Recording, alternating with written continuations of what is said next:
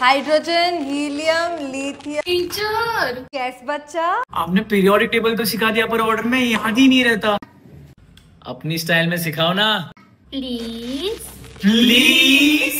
Okay music. Habibi हमर lipstick करली बोरिया में क्लासिक नाइटी ओढ़ू करू फ्लेक्सिंग नेशन की नई मैगजीन अलग सी में प्राणी পর্যায় সারণী তোরা এরকম ভাবে পড়ছিস? চল তাহলে আজকে আরো একটু মজাদার করে তোদেরকে পর্যায় সারণী পড়িয়ে ফেলি। সো হাই এভরিওয়ান, ক্লাস 10 সবাইকে স্বাগত। মাধ্যমিক যারা দিতে চলেছিস তাদের সবাইকে এসওই বাংলাতে, বাংলার সবচেয়ে বিশ্বস্ত প্ল্যাটফর্মে স্বাগত। আজকে তোদেরকে আমি আমিনুর স্যার পড়াতে চলেছি পর্যায় সারণী। এই চ্যাপ্টারটি তোদেরকে এমনভাবে পড়াবো, ওয়ান শটে পড়াবো, যাতে এই চ্যাপ্টারের প্রত্যেকটা প্রশ্ন পুঙ্খানুপুঙ্খ তোরা মাধ্যমিকে করে আসতে পারিস এবং তার পাশাপাশি কতটা মজাদার হতে পারে পর্যায় সারণী আসলে এটা আমরা শেখাবো। আর অনেকেই কি হয় যে পর্যায় সারণীর এই বিভিন্ন মৌলগুলোর নাম এগুলো মনে রাখতে পারে না। তো আজকের এই ক্লাসটা যারা যারা করবি আশা করছি একদম শুরু থেকে শেষ পর্যন্ত প্রচণ্ড মজা পাবি এবং প্রত্যেকটা জিনিস যা যা শেখাবো আজীবন মনে থাকবে। কেমিস্ট্রিটা আসলে কে মিষ্টি এটা খোঁজারই লড়াই, সুতরাং আমরা আজকে মিষ্টি করে তুলব কেমিস্ট্রিটাকে। সো মিস্ট্রি নয়, মিষ্টি করব। চলো, তো কেমিস্ট্রির পর্যায় সারণী একটা গুরুত্বপূর্ণ চ্যাপ্টার, কিন্তু আমরা সব সময় এটাকে স্কিপ করে যাই। আজকের এই চ্যাপ্টারটি এত সুন্দরভাবে তোদেরকে বোঝাতে চলেছি যাতে প্রত্যেকটা ওয়ার্ড, প্রত্যেকটা মৌলের নাম তোদের একদম অক্ষরে অক্ষরে মনে থেকে যায়। সো আর দেরি করবো না, প্রত্যেকে তোরা যারা যারা এসওই 910 চ্যানেলে নতুন ভিজিট করছিস অবশ্যই চ্যানেলটিকে সাবস্ক্রাইব করে দিস এবং বন্ধুদের সাথে শেয়ার করে নিস। ওকে, চলো বাবা, আজকে আমরা পড়তে চলেছি পর্যায় সারণী এবং মৌলদের ধর্মের পর্যায়বৃত্ততা। একেবারে শুরু থেকে শুরু করি। পর্যায় সারণী পড়ানোর সময় প্রত্যেকটা টিচার বেসিক্যালি ডোবের আইনের ত্রয়ী সূত্র বা এই সূত্রগুলো, মেন্ডেলিপের পর্যায় সারণীর সূত্রগুলো দিয়ে শুরু করে, কিন্তু আমি তা করব না।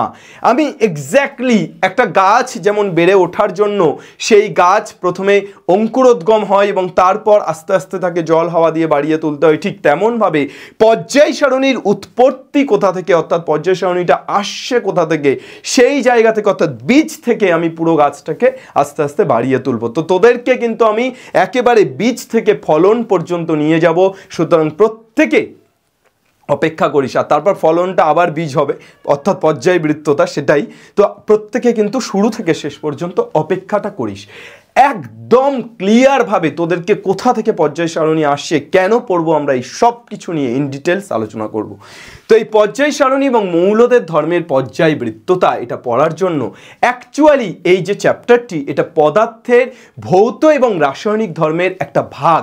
তো পদার্থের ভৌত এবং রাসায়নিক যে ধর্ম সেই জায়গাটা এবং পারমাণবিক ভর, এই দুটো জায়গা যদি একটু ভালো করে আমরা দেখে নিতে পারি, বিকজ অফ দ্যাট আমরা যখন পারমাণবিক ভর পড়বো না তখন কিন্তু আমরা অনেক জায়গাতে গিয়ে আটকাবো বা আটকে যাব। তাই জন্য আমাদের শুরুতে পারমাণবিক ভর জিনিসটা জানা দরকার এবং পদার্থ সম্পর্কে একটা সম্পূর্ণ আইডিয়া রাখা দরকার। সো কামান এভরিওয়ান, আমরা প্রথমে শুরু করব পদার্থ দিয়ে। তো পদার্থের তোরা মেনলি তিনটে অবস্থা জানিস। আচ্ছা, পদার্থ কাকে বলে? আরে স্যার, পদার্থ কাকে বলে এটা আপনি জানেন না? যে কোনো পৃথিবীতে যে কোনো জিনিস যার একটা ওজন আছে, যার একটা ওজন আছে অর্থাৎ যাকে আমরা মাপতে পারি, দিস ইজ পদার্থ। অর্থাৎ আমরা যাকে ওজন করতে পারি বা যার একটা নির্দিষ্ট আয়তন আছে তাকেই আমরা কি বলবো? পদার্থ বলবো। স্যার তাহলে পদার্থ কি কি? এই যে পেন পদার্থ, স্যার এই যে বোর্ড এটা পদার্থ, স্যার এই যে জলের বোতল এটা পদার্থ, স্যার এই যে রুবিক্স কিউব এটা পদার্থ। তাহলে এরা প্রত্যেকে পদার্থ, বিকজ অফ দ্যাট এদের একটা ওজন আছে, একটা আয়তন আছে। কিন্তু পদার্থ নয় কারা? আমি তোকে ভালোবাসি, বিশাল ভালোবাসি। এই ভালোবাসার কোনো ওজন আছে বাবা? নেই। এই ভালোবাসার কোনো আয়তন আছে? বিশাল অসীম আয়তন তো নেই বাবা। তাহলে এটাই কিন্তু কি? এটা কিন্তু একটা অপদার্থ, অর্থাৎ এটা পদার্থ নয়। স্যার আপনি যে কথা বলছেন সাউন্ড, এটাকে ওজন করতে পারবেন? নো, এটা কি তাহলে? পদার্থ নয়। স্যার এই যে লাইট জ্বলছে, আলো, এই যে আপনার মুখটা চকচক করছে, এই আলোকে আপনি ওজন করতে পারবেন? এই আলো যে আসছে ওজন করতে পারবেন? কতটা আলো এখানে আছে ওজন করতে পারবেন? No baby. তাহলে কি এটাও একটা পদার্থ নয়? তাহলে পদার্থ নয় কি কি? ভালোবাসা, লাইট, সাউন্ড, এগুলো পদার্থ নয়। স্যার পদার্থ কি কি? পদার্থ যেগুলোকে ওজন করা যায়, হাত ঘড়ি থেকে শুরু করে, চশমা থেকে শুরু করে, আমি মানুষটাই একটা পদার্থ, আমাকে ওজন করতে পারবে, তাই না? তাহলে পদার্থ বেসিক্যালি তিনটে অবস্থান থাকে, কঠিন, তরল, গ্যাসীয়। এই রুবিক্স কিউবটা কঠিন, এই জলের বোতলের মধ্যে যে জল আছে তরল, গ্যাসীয়। অর্থাৎ কঠিন, তরল, গ্যাসীয়। আমি কি দিলাম, ফু দিলাম, এখান থেকে কি বেরোলো? কার্বন ডাইঅক্সাইড বেরোলো, ত্যাগ করলাম কার্বন ডাইঅক্সাইড, অক্সিজেন নিচ্ছি, গ্যাসীয়। তাহলে পদার্থর কিন্তু তিনটে অবস্থান, কঠিন, তরল এবং গ্যাসীয় অবস্থান। ওকে, চলো নেক্সট আমরা তাহলে পদার্থের শ্রেণীবিন্যাসটাকে একটু ভালো করে দেখে ফেলি। পদার্থের শ্রেণীবিন্যাসের মধ্যে আমরা প্রথমে পড়ছি ভৌত শ্রেণীবিন্যাস এবং তারপর পড়ছি রাসায়নিক শ্রেণীবিন্যাস। তো এই ভৌত শ্রেণীবিন্যাস এবং রাসায়নিক শ্রেণীবিন্যাস এই দুটো জায়গা আমরা জানবো। প্রথমে আমরা ভৌততে আসি, যেটা আমরা এতক্ষণ ধরে বলছিলাম কঠিন, তরল, গ্যাসীয়, এবং এখন একটা নতুন পদার্থের ভাগ বা শ্রেণীবিন্যাস বলা হচ্ছে, সেটা হচ্ছে প্লাজমা। এটা আমরা নতুন সংযোজন, প্লাজমা। ঠিক আছে, তাহলে কঠিন, তরল, গ্যাসীয় ছাড়া এখন পদার্থের ভৌত শ্রেণীবিন্যাসের মধ্যে আরও একটা জিনিস আসছে, সেটা হচ্ছে প্লাজমা। রাসায়নিক শ্রেণীবিন্যাস, রাসায়নিক শ্রেণীবিন্যাসের মধ্যে আমরা মেইনলি দুটো ভাগে ভাগ করতে পারি, একটা মিশ্রণ আর একটা শুদ্ধ পদার্থ। স্যার মিশ্রণ কোনগুলো? একের অধিক পরমাণু যদি কোনো জায়গাতে থাকে বা একের অধিক অণু যদি কোনো জায়গাতে থাকে, এই যে বায়ুমণ্ডল, এই বায়ুমণ্ডলের মধ্যে আগের দিন তোদের পরিবেশের জন্য ভাবনা পড়িয়েছি, পরিবেশের জন্য ভাবনাতে যে বায়ুমণ্ডল ছিল, সেই বায়ুমণ্ডলের মধ্যে কি থাকে? প্রচুর উপাদান থাকে, প্রচুর উপাদান, নাইট্রোজেন, অক্সিজেন থেকে শুরু করে আরও অনেক, ওজোন থেকে শুরু করে আরও অনেক, কার্বন ডাইঅক্সাইড, আরও অনেকগুলো উপাদান থাকে। তাহলে এই যে বায়ুমণ্ডলের মধ্যে যে বায়ুর মধ্যে যে উপাদানগুলি থাকে, সেগুলো কি একটা পরমাণু? না স্যার, একের অধিক পরমাণু বা অণু। তাহলে সেক্ষেত্রে সেটা কি? স্যার এটা তো তাহলে মিশ্রণ, অর্থাৎ মিশ্র। বাট স্যার টি, চা, চায়ে কি থাকে? শুধু চা পাতা থাকে, আমরা যে চা খাই, চা পাতা থাকে, চিনি থাকে, হ্যাঁ, জল থাকে। তাহলে এটা কি? এটা একটা মিশ্রণ। স্যার ম্যাগি, ম্যাগির মধ্যে ম্যাগি মশলা থাকে, শরবত, হ্যাঁ সেটাও মিশ্রণ। ঠিক আছে, তাহলে স্যার এগুলো প্রত্যেকটাই মিশ্রণ। কিন্তু স্যার শুদ্ধ পদার্থ শুধু হাইড্রোজেন, H2 শুদ্ধ। স্যার শুধু জল, এই জলের বোতলের মধ্যে কিন্তু কোনো চা পাতা নেই, এই জলের বোতলের মধ্যে শুধু জল আছে। বা তোরা বলবি স্যার এখানে তো H2 আর O আছে। আরে H2 আর O দুটো আলাদা আলাদা থাকুক না, কিন্তু শুধুই তো H2Oই আছে, আর কিছু তো নেই। কি বুঝলি? তাহলে এটাই কি আমরা বলছি শুদ্ধ পদার্থ।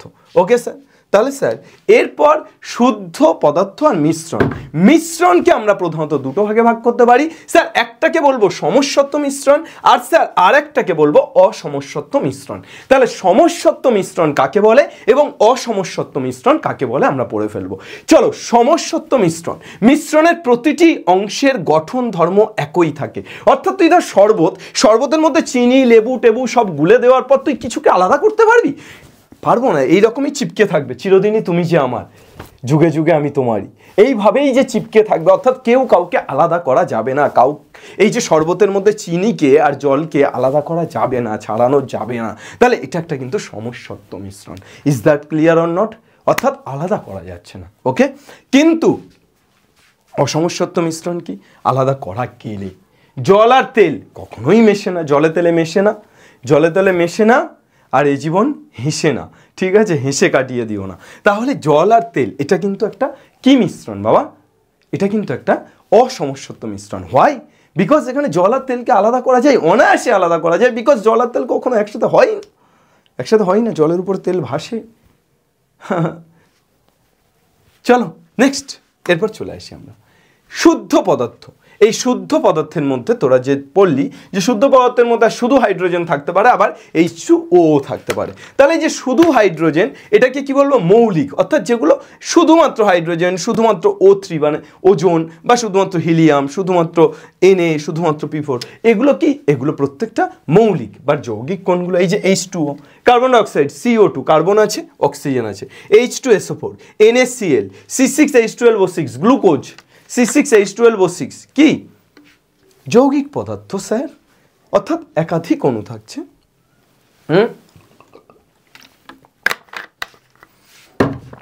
একই রকমের একাধিক অণু থাকছে। ওকে স্যার, নেক্সট পরমাণু।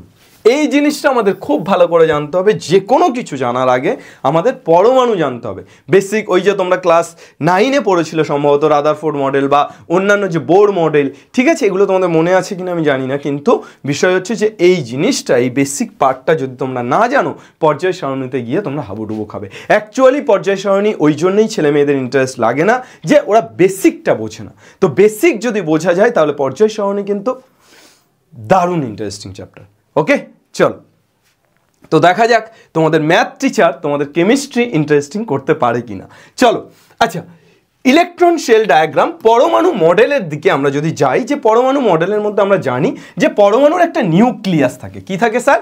পরমাণুর একটা নিউক্লিয়াস থাকে এবং এই নিউক্লিয়াসের বাইরে বিভিন্ন ইলেকট্রন কক্ষ থাকে। এটা নিয়ে আমরা অবগত, আমরা মোটামুটি এটা জেনে ফেলেছি যে পরমাণুর ভিতরে নিউক্লিয়াস এবং নিউক্লিয়াসের বাইরে ইলেকট্রন বিন্যাস, মানে ইলেকট্রনের কক্ষপথ থাকে।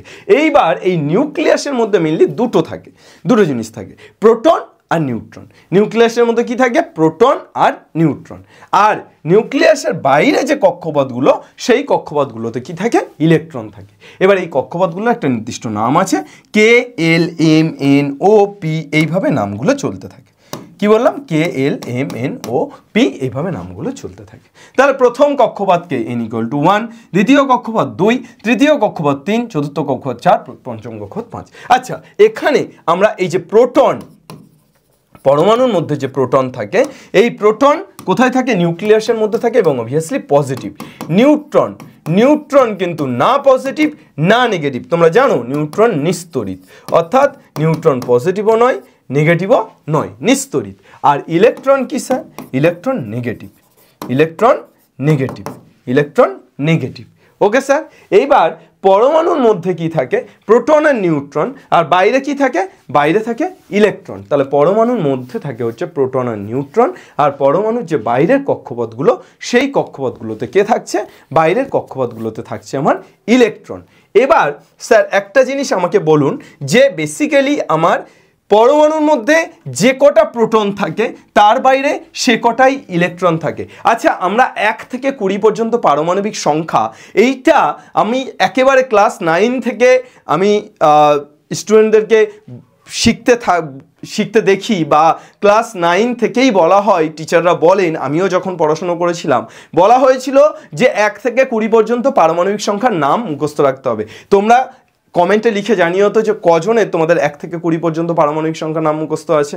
আমি কিন্তু এত বছর পর কেমিস্ট্রি পড়াচ্ছি, বাট আমার কিন্তু এখনও মোটামুটি একটা মনে আছে। Hydrogen, helium, lithium, beryllium, boron, carbon, nitrogen, oxygen, fluorine, neon, sodium, magnesium, aluminium, silicon, phosphorus, তারপর ক্লোরিন, আর্গন, পটাশিয়াম, ক্যালসিয়াম। 1 থেকে 20 পর্যন্ত শেষ। তো এই 1 থেকে 20 পর্যন্ত পারমাণবিক সংখ্যা প্রত্যেকের কিন্তু মুখস্থ রাখাটা ভীষণ রকম জরুরি। এই 1 থেকে 20 পর্যন্ত পারমাণবিক সংখ্যা যদি তোমাদের মুখস্থ থাকে, অনেক জায়গায় তোমরা উতরে যাবে। তাহলে ধরো 1 থেকে 20 পর্যন্ত পারমাণবিক সংখ্যা, আমি কি বললাম? Oxygen, hydrogen, helium, lithium, beryllium, boron, carbon, nitrogen, oxygen. কত? পারমাণবিক সংখ্যা 8। তাহলে পারমাণবিক সংখ্যা যদি অক্সিজেনের 8 হয়, অক্সিজেনের পারমাণবিক সংখ্যা 8 হলে তার মানে কি? পারমাণবিক সংখ্যা মানে অ্যাকচুয়ালি প্রোটন সংখ্যা। তাহলে প্রোটন সংখ্যা যদি 8 হয়, তাহলে ইলেকট্রন সংখ্যাও কিন্তু 8 হবে। প্রোটন সংখ্যা যা হবে ইলেকট্রন সংখ্যাও তাই হবে। আর 1 থেকে 20 পর্যন্ত যদি জোড় সংখ্যা হয়, তাহলে তুমি মনে রাখবে, জোড় যদি সংখ্যা হয় তাহলে প্রোটন যা হবে নিউট্রনও তাই হবে, কিন্তু যদি বিজোড় হয় তাহলে প্রোটন যা হবে নিউট্রন তার থেকে একটা বেশি হয়। ঠিক আছে, তাহলে এখানে প্রোটন সংখ্যা কত? প্রোটন সংখ্যা 8। তাহলে ইলেকট্রন সংখ্যাও 8, আবার নিউট্রন সংখ্যাও 8। এবার তুমি বলো যে এখানে ইলেকট্রনটা সাজবে কিভাবে? সাজো সাজো এমন করে হাসতে নারী। চলো তাহলে ইলেকট্রনটাকে আমরা সাজাবো কিভাবে এখানে। চলো আমরা 2n² এই ফর্মুলাতে আনি দেখি। 2n² ফর্মুলা কি? Formula 2n²। এই যে কক্ষপথগুলোতে ইলেকট্রন সাজবে, এটা 2n² ফর্মুলা মেনে সাজবে। এই 2n² ফর্মুলা, তাহলে n এর জায়গায় প্রথম কক্ষপথে যদি 1 বসাই, তাহলে 2 × 1 এর স্কোয়ার মানে 2, প্রথম কক্ষপথে 1 বসালে 2 × 1 স্কোয়ার মানে কত পাচ্ছি, 2 × 1 স্কোয়ার মানে 2 পাচ্ছি। ওকে, তাহলে প্রথম কক্ষপথে 2টো ইলেকট্রন থাকে। দ্বিতীয় কক্ষপথে 2 × 2 স্কোয়ার কটা, 8টা। তৃতীয় কক্ষপথে কটা থাকবে, 2 × 3 স্কোয়ার, 3 স্কোয়ার মানে 9, 9 2 18টা। তারপরের কক্ষপথে কটা থাকবে, 2 × 4 স্কোয়ার, 4 স্কোয়ার মানে কত, 16, 16 2 কটা, 32টা। তাহলে এইভাবে কিন্তু ইলেকট্রনগুলো বসতে থাকবে, 2 8 18 32, এইভাবে কিন্তু ইলেকট্রনগুলো বাড়তে থাকবে। কিন্তু তোমরা একটা জিনিস মনে রেখো যে 8-এর অধিক ইলেকট্রন কিন্তু কোনো কক্ষপথেই থাকে না। যখনই 8 ক্রস করে, এটা নিয়ম সূত্র, কিন্তু যখনই 8 ক্রস করে আমাদের তার পরের কক্ষপথে চলে যেতে হয়, এটা মাথায় রাখবে। তাহলে অ্যাকচুয়ালি কে কক্ষপথে সবচেয়ে বেশি কটা বসতে পারছে, কে কক্ষপথে সবচেয়ে বেশি 2টো বসতে পারছে, এল কক্ষপথে 8টা, এম কক্ষপথে 18টা অ্যাকচুয়ালি, কিন্তু আমার বসে কটা, 8টা। 8টা হয়ে গেলেই তারপরের কক্ষপথে চলে যাব। তো এইভাবেই কিন্তু আমাদের কক্ষপথগুলোতে ইলেকট্রন সংখ্যাটা বসে। এইবার তুমি পারমাণবিক সংখ্যা বলতে আমরা কি বুঝি, প্রোটন সংখ্যা। আর পারমাণবিক, এখানে একটা জিনিস আমাদের যেটা শিখতে হবে সেটা হচ্ছে পারমাণবিক ভর। তো এই পারমাণবিক ভর বলতে আমরা কি বুঝি, পারমাণবিক ভর ইকুয়াল টু অ্যাকচুয়ালি পারমাণবিক ভর। পারমাণবিক ভর ইকুয়াল টু কি সংখ্যা, proton plus neutron. Proton plus neutron, অনেকে ভুল করে প্রোটন প্লাস ইলেকট্রন করে দেয়। No boys or girls, no, proton or plus electron নয়, প্রোটন প্লাস নিউট্রন। ওকে, অর্থাৎ নিউক্লিয়াসে যেটাই থাকে সেটাই কিন্তু ভর, এবং নিউক্লিয়াসই কিন্তু একটা পরমাণুর অধিকাংশ ভর, এটা মাথায় রেখো। একটা পরমাণুর মানে ম্যাক্সিমাম ভর কিন্তু নিউক্লিয়াস, ঠিক আছে? তো এই নিউক্লিয়াসের মধ্যে প্রোটন এবং নিউট্রন থাকছে। ওকে স্যার, চলো তাহলে এই জিনিসটা আমরা আশা করি বুঝতে পারলাম। এইবার আমরা চলে আসি যে একটা পরমাণুর সবচেয়ে বেশি ভরকে কেন্দ্রীভূত করে রাখে কিন্তু তার নিউক্লিয়াস। তাহলে প্রোটন আর নিউট্রন। তাহলে এখানে অক্সিজেনের পারমাণবিক সংখ্যা 8, মানে প্রোটন সংখ্যা 8। তাহলে অক্সিজেনের ভর সংখ্যা কত স্যার, অক্সিজেনের ভর সংখ্যা 16 স্যার। তাহলে hydrogen, helium, lithium, beryllium, boron, carbon, nitrogen, oxygen, fluorine. অক্সিজেনের পর কে, ফ্লুরিন। ফ্লুরিনের পারমাণবিক সংখ্যা 9, পারমাণবিক সংখ্যা 9 মানে তাহলে এখানটাতে তোমার কিন্তু ফ্লুরিনের ভর সংখ্যা কত হয়ে যাবে, ফ্লুরিনের ভর সংখ্যা কিন্তু হয়ে যাবে 9 প্লাস 2 × 9 প্লাস 1, তার মানে 2 × 9 প্লাস 1, তার মানে কি হয়ে যাচ্ছে, 2 × 9 মানে 18 আর প্লাস 1 তাহলে 19। অ্যাকচুয়ালি নিউট্রন সংখ্যা একটা বেশি হয়, আমি বললাম অযুগ্ম সংখ্যার ক্ষেত্রে, ঠিক আছে, 19। বোঝা যাচ্ছে? এভাবে তাহলে পারমাণবিক ভর বের করতে পারবে। এই দেখো, প্রথম 20টি মৌলের পারমাণবিক ভর নির্ণয়ে আমাদের একটা চার্ট দিয়েছে যে আমরা কিভাবে প্রথম 20টি মৌলের পারমাণবিক ভর বের করতে পারি। যদি মৌলটা দুটো হতে পারে, মৌলটা ইভেন হতে পারে আর অড হতে পারে। মৌল যদি ইভেন হয় তাহলে পারমাণবিক ভর কী হবে, 2n ফর্মুলা মেনে চলবে। আর মৌল যদি অড হয় তাহলে 2n + 1। ওকে, তাহলে মৌল যদি ইভেন হয় 2n, মৌল যদি অড হয় 2n + 1। এবার তুমি প্রোটন সংখ্যাকে n দিয়ে ডিনোট করলে n, তুমি যদি প্রোটন সংখ্যাকে z দিয়ে ডিনোট করো বা অন্য কিছু দিয়ে ডিনোট করো, z দিয়ে ডিনোট করলে z। প্রোটন সংখ্যাকে তুমি যদি z দিয়ে ডিনোট করো তাহলে এখানে কত পাবে, 2z + 1। তাহলে আমি অক্সিজেনের ক্ষেত্রে কত পাচ্ছি, 16। আমি ফ্লুরিনের ক্ষেত্রে কত পাচ্ছি, 19, অর্থাৎ 18 + 1, ঠিক আছে, 9 2 18 + 1। বোঝা যাচ্ছে না, যাচ্ছে না? কিন্তু স্যার এবার যদি 20 ক্রস করে যায়, যদি 20 ক্রস করে যায় তাহলে সেক্ষেত্রে কি হবে স্যার, 20 ক্রস করে গেলে সেক্ষেত্রে আমরা কি করব? ওকে স্যার, চলে এসো, আমরা একটা গান জানি, খুব বরাবরই যে কোনো পুজো মণ্ডপে থেকে শুরু করে যে কোনো জায়গাতে একটা গান হয় এবং গানটা খুব বিখ্যাত গান। এটা কি 2441139, দিন না ডেকে বেলাকে একটি বার, মিটার যাচ্ছে বেড়ে, তাই পাবলিক টেলিফোনে জরুরি, খুব জরুরি দরকার। তো এই 20-র পর আমাদেরকে যদি পারমাণবিক ভর বের করতে হয় কোনো মৌলের, তাহলে কিন্তু আমাদের একটা গান মনে রাখতে হবে, মানে ওই একটা নাম্বার মনে রাখতে হবে। অ্যান্ড দ্য নাম্বার ইজ, এটা কি 3454545 এটা কি 34545 34545 এটা কি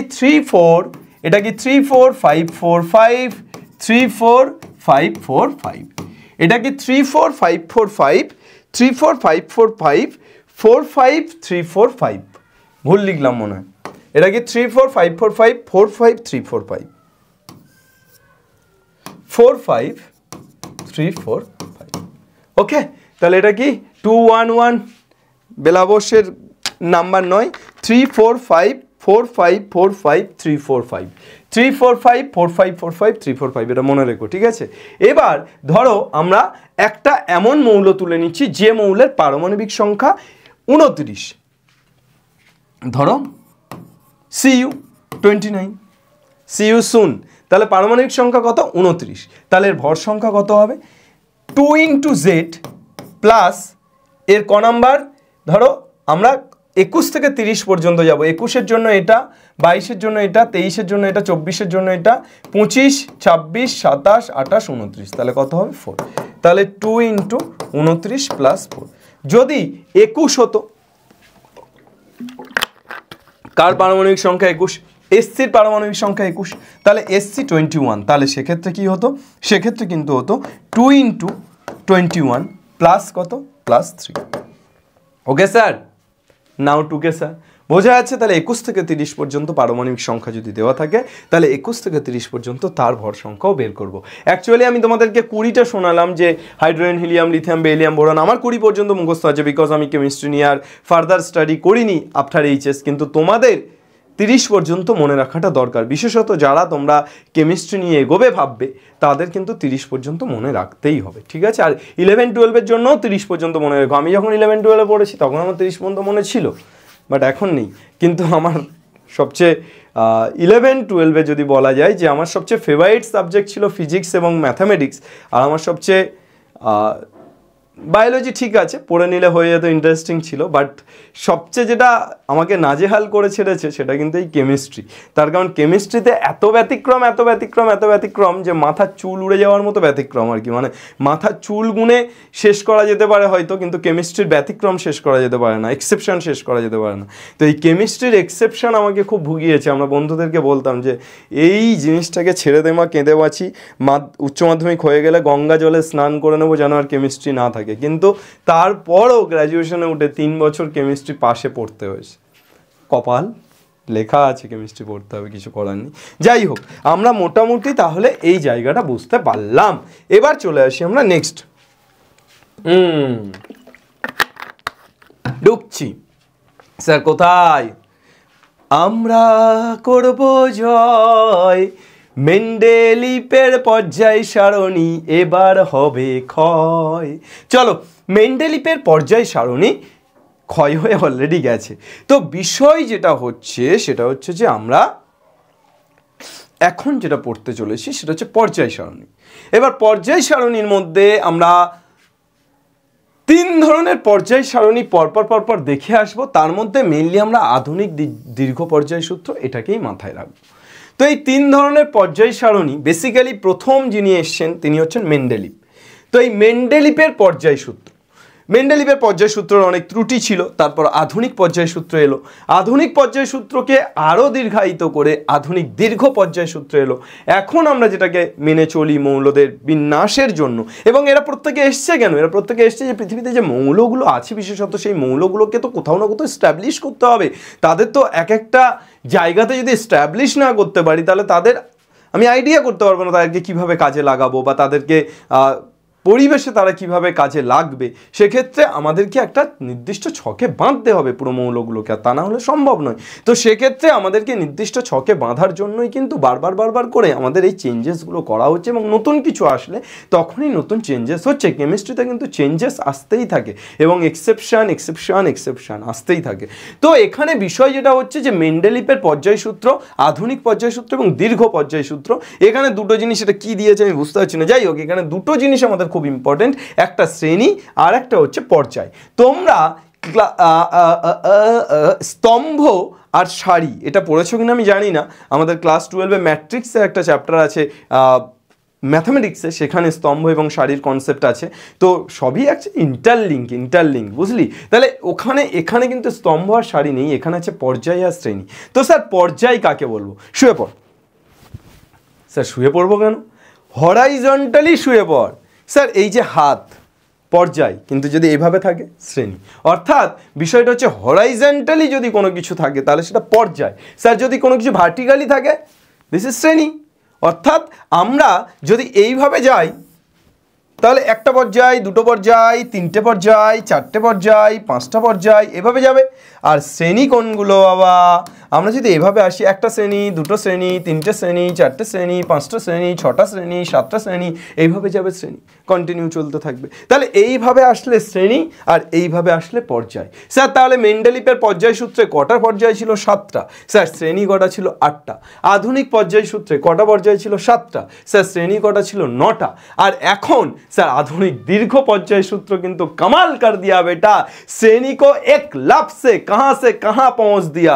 चलो श्रेणी के আমরা 9 থেকে 18তে নিয়ে চলে গেছি, অর্থাৎ প্রায় ডবল লাভ মেরেছি। তো শ্রেণী মানে বেসিক্যালি যেটা হচ্ছে সেটা হচ্ছে পর্যায় এখানে 7টা, কিন্তু শ্রেণীর সংখ্যা কটা? শ্রেণীর সংখ্যা কিন্তু 18টা। স্যার কটা? 18টা শ্রেণী। স্যার কি বলছেন? 18টা শ্রেণী। ইয়েস, 18টা শ্রেণী। তো এইবার এই 18টা শ্রেণীকে আমরা বিভিন্ন এতে রাখতে পারি, যে ব্লকে রাখতে পারি, S block, D block, P block এবং এফ ব্লক। আমরা 4টে ব্লকের সম্পর্কে জানবো, এস, ডি, পি এবং এফ ব্লক। এই 4টে ব্লক সম্পর্কে আমরা পড়াশোনা করব। চলো, তাহলে আমাদের এখন আধুনিক দীর্ঘ পর্যায় সূত্র আমরা পড়ব। আমরা এই আধুনিক দীর্ঘ পর্যায় সূত্রতে 7টা পর্যায় পড়ব, 18টা শ্রেণী পড়ব। কোশ্চেন আসে, শর্ট কোশ্চেন, যে আধুনিক দীর্ঘ পর্যায় সারণীতে কটা পর্যায়, কটা শ্রেণী? মেন্ডেলিপের পর্যায় সারণীতে কটা পর্যায়, কটা শ্রেণী? এমসিকিউ আসবে কিন্তু। আধুনিক পর্যায় সূত্রতে কটা পর্যায়, কটা শ্রেণী? আধুনিক পর্যায় সূত্র তুমি কোশ্চেনে দেখলে আধুনিক পর্যায় সূত্র লিখে চলে এলে, এটা ভালো করে মনে রাখবে। আধুনিক দীর্ঘ না বললে কিন্তু এটাই লিখতে হবে, আর আধুনিক দীর্ঘ বললে তবেই এটাই লিখতে হবে। এই ছোট্ট ছোট্ট জিনিসগুলো, এই ছোট্ট ছোট্ট পায়ে চলতে চলতে যেন ভুল না হয়, ঠিক আছে? চলো নেক্সট। টোটাল আমাদের এলিমেন্ট। স্যার ইয়াদ कैसे रखेंगे স্যার? আজকে ইয়াদ রাখার মন্ত্র শিখিয়ে দেবো, ঠিক আছে? আমিনুর স্যার আবিষ্কৃত মন্ত্র, অর্থাৎ অনেক জায়গা আমি দেখলাম যেখানে অনেক শর্ট ফর্ম বা অনেক রকমভাবে ব্যাপারটা বলা হয়েছে। আমি সেইগুলোকে কম্বাইন্ড করে একটা বেশ তোদের জন্য খুব সহজভাবে এই মন্ত্রগুলো উচ্চারণ করার একটা জায়গা আবিষ্কার করেছি তোদের জন্য। তো তোরা চাইলে তোরা নিজেদের মতো আরও সহজ করে নিতে পারিস, আমি যেটা বলছি সেটাই করতে হবে এমনটা নয়। তো মেনলি আমাদের যে পর্যায় সূত্র, এই পর্যায় সারণী, সেই পর্যায় সারণীর 4টা তোরা একবার দেখে নে, এবং এই 4টাই কিন্তু আমরা বারবার ফিরে আসবো। বারবার আসি আমরা দুজন, বারবার ফিরে যাই, আবার আসবো, আবার বলবো, শুধু পর্যায় সারণী চাই। চলো, তো পর্যায় সারণীতে আমরা যে 4টা পড়তে চলেছি, সেখানে এই যে দুটো শ্রেণী। আচ্ছা, পর্যায় কটা? 1, 2, 3, 4, 5, 6, 7, 7টা পর্যায়। স্যার শ্রেণী কটা? গুনতে গুনতে এসো, 1, 2, 3, 4, 5, 6, 12, 13, 14, 15, 16, 17, 18। স্যার কটা শ্রেণী? 18টা শ্রেণী। স্যার কটা পর্যায়? 7টা পর্যায়। স্যার এইবার আমরা এই যে প্রথম দুটো শ্রেণী 1 আর 2, এটাকে বলবো এস ব্লক। কি বলবো? S block. Sir S block. এরপর স্যার 3 থেকে 12, 10টা। 3 থেকে 12 টোটাল কটা? স্যার 3 থেকে 12, 1, 2, 3, 4, 5, 6, 7, 8, 9, 10। স্যার এই 10টাকে কি বলবো? স্যার এই 10টাকে বলবো ডি ব্লক। কি বলবো স্যার? D block. তোমরা যখন 11-12-এ উঠবে না, তখন এই এস ব্লক, ডি ব্লক আর পি ব্লক, এই কিন্তু তোমাদের মাথা খারাপ করে ছেড়ে দেবে। মানে আমাদের 11-12-এর চ্যানেলে দেখবে সবসময়ের জন্য তোমাদের হচ্ছে চমক স্যার সবসময় পি ব্লক পড়িয়ে যাচ্ছে, পি ব্লক পড়িয়েই যাচ্ছে, পড়িয়েই যাচ্ছে, পড়িয়েই যাচ্ছে। পি ব্লক আর শেষ হচ্ছে না, চমক স্যার পড়িয়ে যাচ্ছে, কিন্তু পি ব্লক শেষ হচ্ছে না। তো এ কিন্তু মাথা খারাপ করে তোমাদেরকে ছেড়ে রেখে দেবে। তো এই পি ব্লক, ঠিক আছে, এস ডি পি, আর এইটা হচ্ছে এফ ব্লক। এবার বিষয় হচ্ছে যে আমরা কি পড়বো? আমরা মোটামুটি ক্লাস 10-এ, আমরা তো এখন ওই ছেড়ে দে মা কেঁদে বাঁচি কন্ডিশন, আমরা ক্লাস 10-এ খুব বেশি কিছু পড়বো না। এই ডি ব্লক পুরো কাটা, অর্থাৎ এই ডি ব্লকের কোনো প্রয়োজনীয়তা নেই। এই ডি ব্লকটা শুধু এক্সেপশনে ভর্তি, ঠিক আছে? মানে এই ডি ব্লক তোরা যদি পড়িস দেখবি exception, exception, exception. I don't like it, I avoid, but exception likes me, I can't avoid. তো এইটা ডি ব্লক পড়ার সময় এটাই তোদের ডায়লগ হবে। কিন্তু বাকি যে এস ব্লক এবং পি ব্লক, এই দুটো ব্লক আমরা পড়বো, আর এফ ব্লক আমাদের পড়ার দরকার নেই। তাহলে এই এস ব্লকের মধ্যে কি কি আছে? এস ব্লকের মধ্যে প্রথম আছে hydrogen, lithium, sodium, potassium, rubidium, caesium, আর এটা কি? ফ্লুরিয়াম। তো এই জায়গাটা আমরা প্রথমে পড়ে ফেলবো। চলো, ও সরি, ফ্র্যান্টিয়াম, ঠিক আছে? নামগুলো সব আলাদাই আম। চল, আম, জাম, কাঁঠাল এগুলোই আছে, মোটামুটি অসুবিধা নেই। এখানে সব আম আছে। আপাতত আমরা আমের এটা পড়বো যে হাইড্রোজেনটা এন, আর বাকি সব আম, lithium, sodium, potassium, rubidium, caesium আর ফ্রান্সিয়াম। ঠিক আছে, ফ্রান্সিয়াম এটা, ঠিক আছে। চল, তো এই পুরো আমটা আমরা যদি পড়ে ফেলি তাহলে আমরা আপাতত জামের কাছে পড়ে যাচ্ছি। এই আমটাকে নিয়ে আপাতত প্রথমে আসি। তো এই আমটাকে বলা হয় ক্ষার ধাতু। আমটাকে কি বলা হয়? আমটাকে বলা হয় ক্ষার ধাতু। অর্থাৎ এই যে আমের শ্রেণী, এই আমের শ্রেণীটা শুধু হাইড্রোজেন এখানে এক্সেপশন, তো হাইড্রোজেন বাদে বাকি তো আমের শ্রেণী। তো এই আমের শ্রেণীটাকে কি বলা হচ্ছে? ক্ষার ধাতু বলা হচ্ছে। তাহলে ক্ষার ধাতু কে কে? হাইড্রোজেন, তারপর কে? ক্ষার ধাতুর মধ্যে কি কি পড়ে যাচ্ছে বাবা? ক্ষার ধাতুর মধ্যে এখানে একটা জিনিস, আমের মধ্যে যেহেতু হাইড্রোজেন নেই, হাইড্রোজেনকে বের করে দেওয়া হচ্ছে, লাত মেরে বের করে দেওয়া হচ্ছে। বলছে আমের মধ্যে তুই নেই, তাহলে তুই বেরিয়ে যা। হাইড্রোজেন কিন্তু ক্ষার ধাতুর মধ্যে পড়ছে না। এর অনেক এক্সেপশন আছে, কেন পড়ছে না, কি কারণে পড়ছে না, এগুলো আমাদের দেখতে হবে। হাইড্রোজেনও পড়ছে না এবং হিলিয়ামের ক্ষেত্রেও অনেক সমস্যা আছে। তো হাইড্রোজেনকে বেসিক্যালি মেন্ডেলিভ কিন্তু কোনো সারিতে, মানে কোনো সারি পর্যায় বা শ্রেণীতেই ফেলতে পারেনি। মানে মেন্ডেলিভ যখন পর্যায় সূত্র দিয়েছিল বা পর্যায় সারণী দিয়েছিল তখন হাইড্রোজেনের কোনো অস্তিত্বই ছিল না। বাট পরবর্তীতে হাইড্রোজেনকে রাখা হয়েছে ক্ষার ধাতুর মধ্যে, এই শ্রেণীর মধ্যেই, প্রথম শ্রেণীর মধ্যেই রাখা হয়েছে, কিন্তু এটা ক্ষার ধাতু নয়। ঠিক আছে, কেন নয় সেটা আমরা পরে আলোচনা করছি। আচ্ছা, আচ্ছা, এখান থেকে তাহলে আমাদের শুরু হচ্ছে কি? ক্ষার ধাতুর মধ্যে আমাদের কি কি পড়ছে? ক্ষার ধাতুর মধ্যে আমাদের বেসিক্যালি পড়ছে লিথিয়াম, তারপর কি পড়ছে? লিথিয়াম, তারপরে কি আছে? লিথিয়ামের পর কি আছে বাবা? লিথিয়ামের পর সোডিয়াম আছে। এই পুরোটা lithium, sodium, potassium, rubidium, lithium, sodium, potassium, rubidium, আর কি আছে? Lithium, sodium, potassium, rubidium, CS আর এফআর, সিএস এফআর। এইবার এই যে ক্ষার ধাতুর মধ্যে এরা আছে, এইটা কি করে মনে রাখবো? কি করে মনে রাখতে? এমন একটা শর্ট ট্রিক্স বলুন স্যার যাতে আমরা মনে রাখতে পারি, কেননা এটা আপনিই গুলিয়ে ফেলছেন, আমরা মনে রাখবো কি করে? LINAKRBCSFR। এবার এটাকে কি করে আমরা মনে রাখবো? এইটা মনে রাখার জন্য একটা ট্রিক্স তোদেরকে একটুখানি দিই। লিনা, LI ফর LI কি? লি, LI লি, NA না, লিনা, K ফর কাল, K ফর কি? কাল, লিনা কাল, RB ফর রথ দেখে, CS ফর কলা বেছে, কলা বেছে ফিরেছে, FR ফর ফিরেছে। কি বললাম? শর্ট ট্রিক্সটা কি? লিনা কাল হ্রদ দেখে কলা বেছে ফিরেছে, মনে থাকবে, খুব সহজ। লিনা কাল হ্রদ দেখে কলা বেছে ফিরেছে, তো এটা মনে রাখা খুব সহজ। আর যদি তোরা এটাকে মনে রাখতে না পারিস, আমি অনেক জায়গায় দেখছিলাম যে লিনাকে রুবি কামস ফ্রান্স, লিনাকে রুবি কামস ফ্রান্স, এটাও তোরা মনে রাখতে পারিস। তো আমি একটু বাঙালির মতো করে বললাম যে লিনা কাল হ্রদ দেখে কলা বেছে ফিরেছে। লি, LI লি, না, NA কাল, K ফর কাল, হ্রদ দেখে, RB ফর হ্রদ, তারপর বাকিটা দেখেটা এক্সট্রা এসে গেছে, CS ফর কলা, তারপর বেছেটা এক্সট্রা এসে গেছে, আর FR ফর ফিরেছে। এইবার এখানে একটা সবচেয়ে ইম্পর্টেন্ট প্রশ্ন হলো যে স্যার মনে তো রাখলাম, কিন্তু এগুলো কেন ক্ষার ধাতু? এগুলো কেন ক্ষার ধাতু? লিনিয়াম কেন ক্ষার ধাতু বোঝাটা খুব ইম্পর্টেন্ট। যে আমরা LI লিথিয়াম, এই লিথিয়ামের সাথে LI এর সাথে যদি জল যোগ করে দিই, কি যোগ করব স্যার? জল। LI এর সাথে যদি জল যোগ করে দিই তাহলে স্যার এখান থেকে কিন্তু আমরা পাচ্ছি LiOH, lithium hydroxide plus hydrogen, lithium hydroxide plus hydrogen, H2 sorry. তাহলে এখানে যে আমরা পেয়ে গেলাম LiOH প্লাস H2, স্যার একটা কথা বলুন যে আমরা তো লিথিয়াম হাইড্রোক্সাইড পাচ্ছি, দিস ইজ এ ক্ষার, তাহলে এটা একটা ক্ষার ধাতু। এইবার আমি যদি সোডিয়ামের ক্ষেত্রে করতাম Na, তাহলে Na plus H2O equal to কি হতো স্যার? NaOH, সোডিয়াম হাইড্রোক্সাইড, ওকে, প্লাস H2।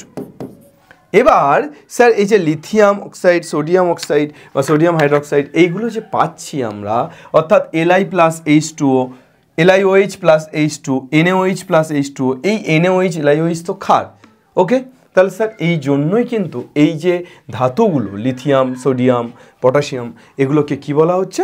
ক্ষার ধাতু বলা হচ্ছে। তাহলে ক্ষার ধাতু কেন বলা হচ্ছে? তার কারণ এগুলো জলের সাথে যোগ হয়ে ক্ষার উৎপন্ন করছে। এবার স্যার এদেরকে কি বাস্তবে পাওয়া যায়? প্রশ্ন আসতে পারে যে এদেরকে কি বাস্তবে পাওয়া যায়? একদম নয়, এদেরকে কিন্তু বাস্তবে পাওয়া যায় না। স্যার কেন পাওয়া যায় না? এদেরকে বাস্তবে পাওয়া গেলে কি হতো স্যার? যদি লিথিয়াম বাস্তবে থাকতো, বায়ুমণ্ডলে থাকতো, তাহলে এই বায়ুমণ্ডলে থাকলে এ জলের সাথে যোগ হতো। জল, বায়ুমণ্ডলে জলীয় বাষ্প তো অবশ্যই আছে, জলের সাথে যোগ হয়ে LiOH প্লাস H2 তৈরি করতো। ভাই H2 হাইড্রোজেন, আসলে হাইড্রোজেন না, হাইড্রোজেন আসলে বোম, ঠিক আছে? অর্থাৎ নিউক্লিয় সংযোজনের মাধ্যমে এ কিন্তু অনেক বেশি বিস্ফোরণ ঘটাতে পারে। অর্থাৎ এই যে Li প্লাস H2O যদি হয়ে যায় তাহলে কিন্তু বিস্ফোরণ ঘটবে, Na প্লাস H2O যদি হয়ে যায় তাহলে কিন্তু বিস্ফোরণ ঘটবে। তাহলে স্যার এই বিস্ফোরণ যাতে না ঘটে তার জন্যই এই যে Li, Na এগুলোকে বায়ুমণ্ডলের সংস্পর্শে বা জলের সংস্পর্শে রাখা হয় না, এগুলোকে প্রিজার্ভ করা হয় অন্য কিছুতে, তেলের মধ্যে হতে পারে, কেরোসিনের মধ্যে বা পেট্রোলের মধ্যে প্রিজার্ভ করা যেতে পারে, কিন্তু এগুলোকে বায়ুমণ্ডলে রাখা যায় না। মনে থাকবে না? থাকবে না? চলো এইবার এর ইলেকট্রন বিন্যাস আমরা দেখে নেব। ধর সোডিয়াম, Na, সোডিয়ামের এ কত? Hydrogen, helium, lithium, beryllium, boron, carbon, nitrogen, oxygen, fluorine, neon, তারপর সোডিয়াম। নিয়নে 10, সোডিয়াম 11, 11। পারমাণবিক সংখ্যা কত? 11। তাহলে এই ইলেকট্রন বিন্যাস কত হবে? 2, 8। প্রথম কক্ষপথে 2, পরের কক্ষপথে 8 করা হলো 10টা। আর তাহলে লাস্ট কক্ষপথে কটা থাকবে? লাস্ট কক্ষপথে 1টা থাকবে। স্যার এই যে লাস্ট কক্ষপথে 1টা আছে না স্যার, সব সময় না আমরা কি চেষ্টা করি, মানুষ আমরা চেষ্টা করি সবসময় স্টেবল হওয়ার, স্টেবল হওয়ার যে চেষ্টা আমরা করি, অর্থাৎ আমরা সবসময় চেষ্টা করি যে আমরা নিজের পায়ে দাঁড়াবো। তোরাও চেষ্টা করছিস, আমরাও চেষ্টা করছি, প্রত্যেকে, পৃথিবীর প্রত্যেকটা মানুষ চেষ্টা করছে যে স্টেবল হওয়ার। তাহলে স্যার এই যে স্টেবল হওয়ার চেষ্টাটা করছে পৃথিবীর প্রত্যেকটা মানুষ, স্বাভাবিকভাবে মৌলরাও করা উচিত, সবাই করবে স্টেবল হওয়ার চেষ্টা, কে না করবে? তো এখন বিষয় হচ্ছে যে এই সোডিয়াম মৌলটা এ স্টেবল কখন হবে? যখন অষ্টক পূর্ণ হবে, মানে অষ্টক সূত্র ফুলফিল করতে পারলে তবেই তো স্টেবল, মানে লাস্ট কক্ষপথে 8টা থাকলে তবে তো স্টেবল, হ্যাঁ ওকে? বা লাস্ট কক্ষপথে 2টো দ্বৈত পূর্তি করতে পারে, তাহলে লাস্ট কক্ষপথে 8টা বা 2টো থাকলে তবেই তো এটা স্টেবল বলা হবে, ঠিক আছে? তাহলে এখানে আমার গল্পটা এখন কি? গল্পটা কিন্তু দাঁড়া 1 মিনিট, আমি জাস্ট একটা জিনিস খুঁজছি। হ্যাঁ, স্টার্ট করি। চাবি নিতে এসেছিলো, চাবি দেওয়া হয়ে গেছে, আমি শুরু করে দিচ্ছি। আচ্ছা, এখানে গল্পটা কি? এখানে গল্পটা কিন্তু একটু অন্যরকম। যে বিষয় হচ্ছে যে আমরা যে কোনো মৌল সে দ্বৈতপূর্তি বা অষ্টকপূর্তি করার চেষ্টা করছে, তাই না? সে স্টেবল হওয়ার জন্য। তাহলে এখানে সোডিয়ামের বাইরে কে আছে? সোডিয়ামের সবচেয়ে বাইরের কক্ষপথে 1 আছে। তাহলে এ কি চেষ্টা করবে? এ সবসময় চেষ্টা করবে বেরিয়ে যাওয়ার, পালিয়ে যাওয়ার, হারিয়ে যাওয়ার, অন্য কোথাও চলে যাওয়ার, তাই না? সবসময় এই চেষ্টা করবে। তাহলেই কি হবে? এই একটাকে ছেড়ে দিতে পারলেই তাহলে এ কী করে? এ বেঁচে যায়। ধর আমাদের অনেক সময় মনে হয় না যে হাতটা প্রচণ্ড যন্ত্রণা করছে, এই হাতটাকে খুলে দিতে পারলেই বেঁচে যাবো, মাথাটা প্রচণ্ড যন্ত্রণা করছে, এই মাথাটাকে ছেড়ে দিতে পারলেই বেঁচে যাবো, কেউ যদি মাথাটা খুলে নেয় না আমি বেঁচে যাবো, হয় না? হয়তো মাঝে মাঝে।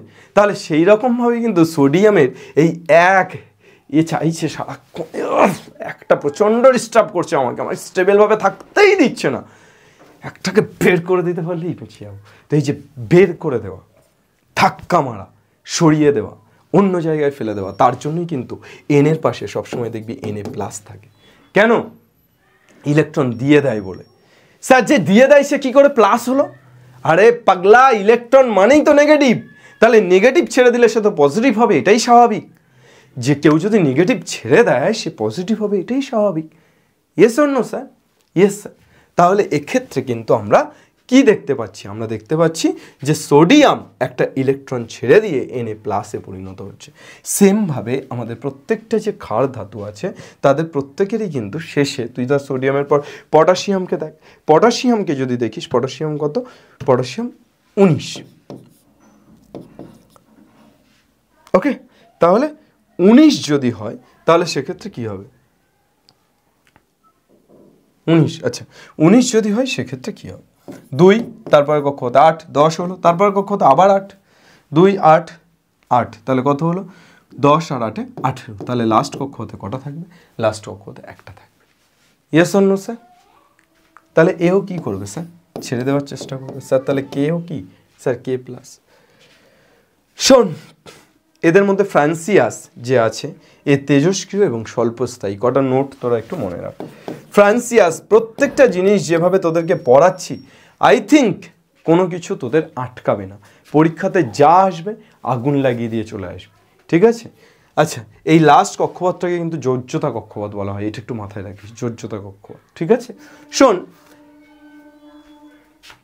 এদের মধ্যে ফ্রান্সিয়াস তেজস্ক্রিয় ও স্বল্পস্থায়ী।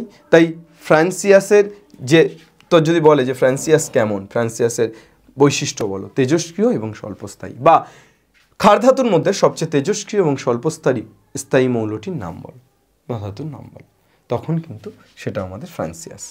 এদের মধ্যে মুক্ত অবস্থায় পরিবেশে, এদেরকে মুক্ত অবস্থায় যে বলছিলাম যে পরিবেশে পাওয়া যায় না কারণ এরা খুব সক্রিয়।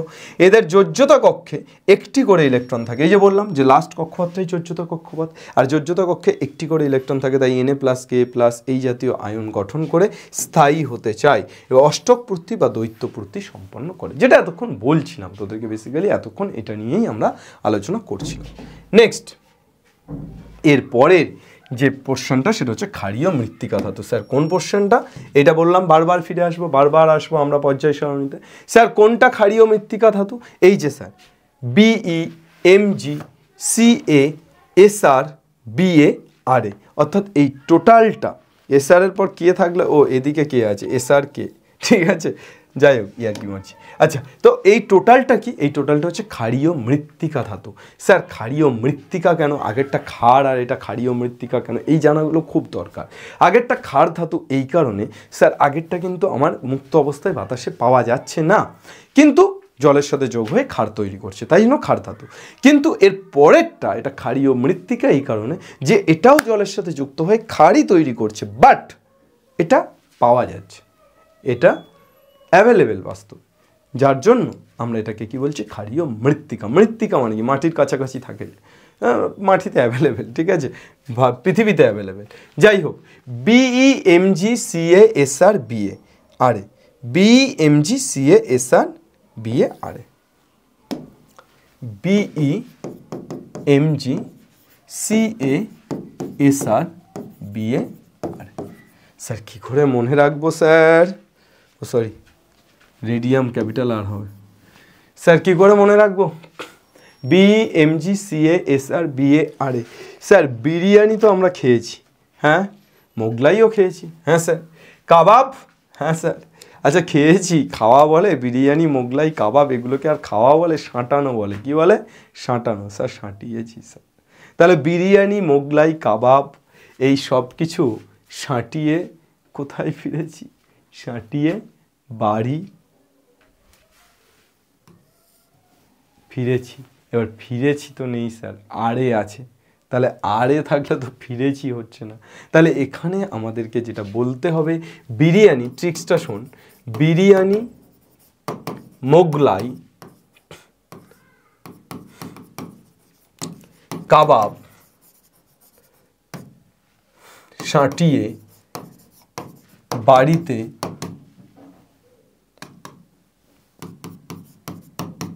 রেখেছি, খাইনি। বিরিয়ানি, মোগলাই আর কাবাব এই তিনটে আমি কোথাও থেকে সাঁটিয়ে নিয়ে বাড়িতে রেখে দিয়েছি। অর্থাৎ সাঁটিয়ে মানে চুরি করে বা তোর হচ্ছে আলাদা করে নিয়ে চলে এসেছি। বিরিয়ানি, মোগলাই, কাবাব সাঁটিয়ে বাড়িতে রেখেছি। তাহলে Be, Mg, Ca, Sr, Ra। কেন ক্ষারীয় মৃত্তিকা ধাতু? অলরেডি আমরা বলে দিয়েছি। এটা কি তৈরি করে? Ca+H2O, CaOH whole twice 2, CaOH কি? Calcium hydroxide.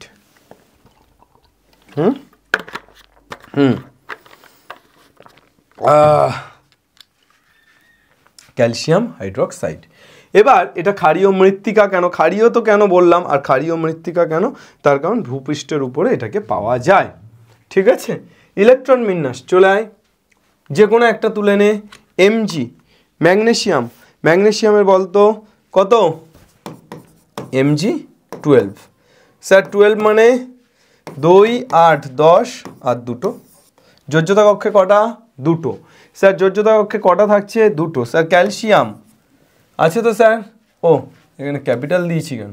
Calcium sir calcium কটা 20টা, তাহলে ক্যালসিয়াম যদি 20 হয় তাহলে কত হচ্ছে 2 8, তারপরে কক্ষতে কটা 18টা ছাগল, তারপরে কক্ষতে 8টাই থাকবে, তাহলে 2 8 8 অর্থাৎ 10 আর 8 18, আর লাস্ট কক্ষতে কটা স্যার, লাস্ট কক্ষতে 2টো স্যার, এই হয়ে গেল। অর্থাৎ শেষ কক্ষতে স্যার 2টো, যোজ্যতা কক্ষে কটা ইলেকট্রন থাকছে 2টো। স্যার এই 2টো কি করবে, বাকি 6টা নিয়ে অষ্টক পূর্ণ করবে নাকি 2টোকে ছেড়ে দেবে? আরে ভাই 6টা জোগাড় করা কে খাটে অত, 6টা জোগাড় করতে হবে, 2 এর 3 ডবল, তার থেকে 2টো ছেড়ে দেওয়াই ভালো। কি বলিস? মাঝে মাঝে আমাদের এমন কিছু তো হয় যে ক্ষেত্রে আমরা ধরে নেওয়ার থেকে ছেড়ে দেওয়াতেই বেশি স্বাচ্ছন্দ্য বোধ করি, তাই না? চল, হয়তো এরকম সিচুয়েশন লাইফে যেখানে আমাদের ধরে নেওয়ার থেকে ছেড়ে দেওয়াতেই বেশি আনন্দ হয়। আমরা এখন 6টা ধরতে হবে তবে আমাদের হবে, তার থেকে 2টো ছেড়ে দিই। ধর আমাকে 8টা মাছ ধরে বাড়িতে নিয়ে যেতে হবে, আমি সবে 2টো ধরতে পেরেছি, বেলা বয়ে যাচ্ছে, কিন্তু 8টা না নিয়ে গেলে বাড়িতে খবর আছে, তো আমি কি করব? আমি ওই 2টো ছেড়ে দিয়ে বাড়িতে চলে যাবো, মাছ নেই পুকুরে, মাছ পাইনি, সহজ, একটাও ওঠেনি, কিন্তু আমি যদি 2টো নিয়ে যাই তাহলে তো পেটাবে আমাকে, বুঝতে পারছিস? কিন্তু আবার যদি 6টা ধরতে যাই তখন তো দুপুরটা সন্ধে হয়ে যাবে, কি বুঝতে পারছিস? চল, এই হচ্ছে ব্যাপার। আচ্ছা, এদের মধ্যে রেডিয়াম তেজস্ক্রিয়, মনে রাখবি, আর এ রেডিয়াম তেজস্ক্রিয়, এদের মুক্ত অবস্থায় পরিবেশে পাওয়া যায়, এদের যোজ্যতা কক্ষে 2টি করে ইলেকট্রন থাকে, যেমন Mg2+, Ca2+, এই জন্যই তো এটা কি হয় Mg2+, অর্থাৎ 2টো ছেড়েছে, Ca2+, অর্থাৎ 2টো ছেড়েছে। একটা ছাড়লে শুধু প্লাস হতো, কিন্তু 2টো ছাড়ছে বলে এখানে কি হয়ে যাচ্ছে 2+ হয়ে যাচ্ছে। ঠিক আছে, চলুন স্যার, সন্ধিগত মৌল। সন্ধিগত মৌল কোনগুলো? 3 থেকে 12 পর্যন্ত যে শ্রেণীর মৌলগুলো আছে, 3 থেকে 12 পর্যন্ত শ্রেণীর মৌলগুলো, তাহলে এই 3 থেকে 12 পর্যন্ত শ্রেণীর যে মৌলগুলো, এদেরকে সন্ধিগত মৌল বলা হচ্ছে। আবার আমরা যদি ফিরে আসি 3 থেকে 12, 3 থেকে 12 কোনটা স্যার? 3 থেকে 12 মানে এখান থেকে এতটা। স্যার এগুলো পড়তে হবে স্যার? আপনি তো বললেন পড়তে হবে না। না, এগুলো কিন্তু পড়তে হবে না, এগুলো তো জাস্ট এটুকু মনে রাখিস যে এরা একাধিক যোজ্যতা প্রদর্শন করে এবং এরা জটিল যৌগ সৃষ্টি করে, যার জন্য অ্যাকচুয়ালি আমরা পৃথিবীতে যা কিছু রঙিন জিনিস দেখি না, এই ধর আমার জামাটার একটা কালারিং, প্রত্যেকটা যে রঙিন, অর্থাৎ যে রঙিন জিনিসপত্রগুলো আমরা দেখি সেগুলো কিন্তু এই মৌলগুলোর জন্য, সেগুলো এই মৌলগুলোর জন্য। তাহলে এই মৌলগুলো 2টো জিনিস আমরা মনে রাখবো, সেটা হচ্ছে এই মৌলগুলো একাধিক যোজ্যতা প্রদর্শন করছে, আর দ্বিতীয় নম্বর হচ্ছে এই মৌলগুলোর জন্যই আমরা পৃথিবীতে সব কিছুকে রঙিন দেখতে পাই, বা আমরা এই মৌলগুলোর জন্যই কালারিং জিনিসপত্র দেখতে পাই আশেপাশে। ঠিক আছে, মানে কালার বা রঙিনটাকে ডিফাইন করছে এই মৌলগুলো। ঠিক আছে, সৃষ্টি করছে। এরপর কি পড়বো স্যার? এরপর অবশ্যই আমরা এর পরের পরিবার পড়ব। স্যার এর পরের পরিবার কি স্যার? এর পরের পরিবার বোরন পরিবার, অর্থাৎ 13 নম্বর। তাহলে 13 নম্বর পরিবারটা বোরন পরিবার। বোরনের মধ্যে কে আছে? Ai আছে, অ্যালুমিনিয়াম, এল, গ্যালিয়াম আছে, ইডিয়াম আছে, চলো থ্যালিয়াম আছে। তাহলে আমরা BAIGAINTINH এইটা পড়ে ফেলবো। এবার বোরন পরিবার কোথায় ছিলাম? ও, সন্ধিগত মৌল হয়ে গেছে। বোরন পরিবারের মধ্যে তাহলে কি পড়ছে? বি পড়ছে, এল পড়ছে, BL, তারপর হচ্ছে GAINTL,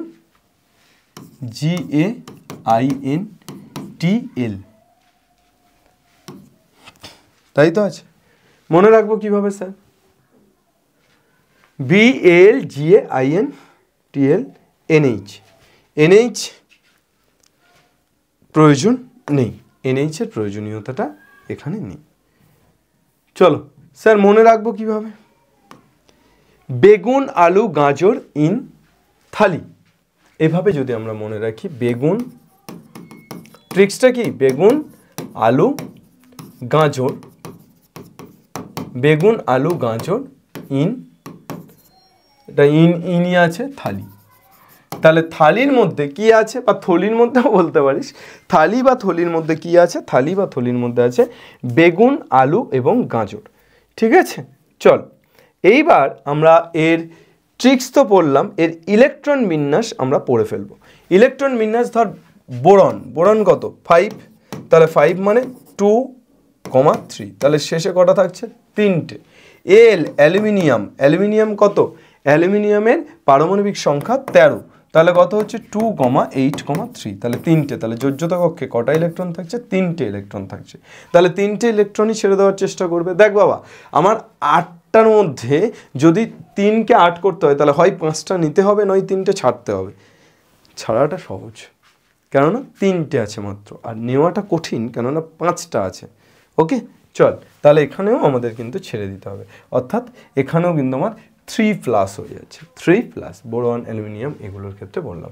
এবার এখান থেকে কয়েকটা জিনিস তোরা একটু মনে রাখবি যে এই পুরো যে বোরন অ্যালুমিনিয়াম এই পুরো এটার মধ্যে, এই পুরো মৌলটার মধ্যে বা এই পুরো বোরন পরিবারের মধ্যে শুধুমাত্র বোরনকে আমরা অপধাতু বলে থাকি।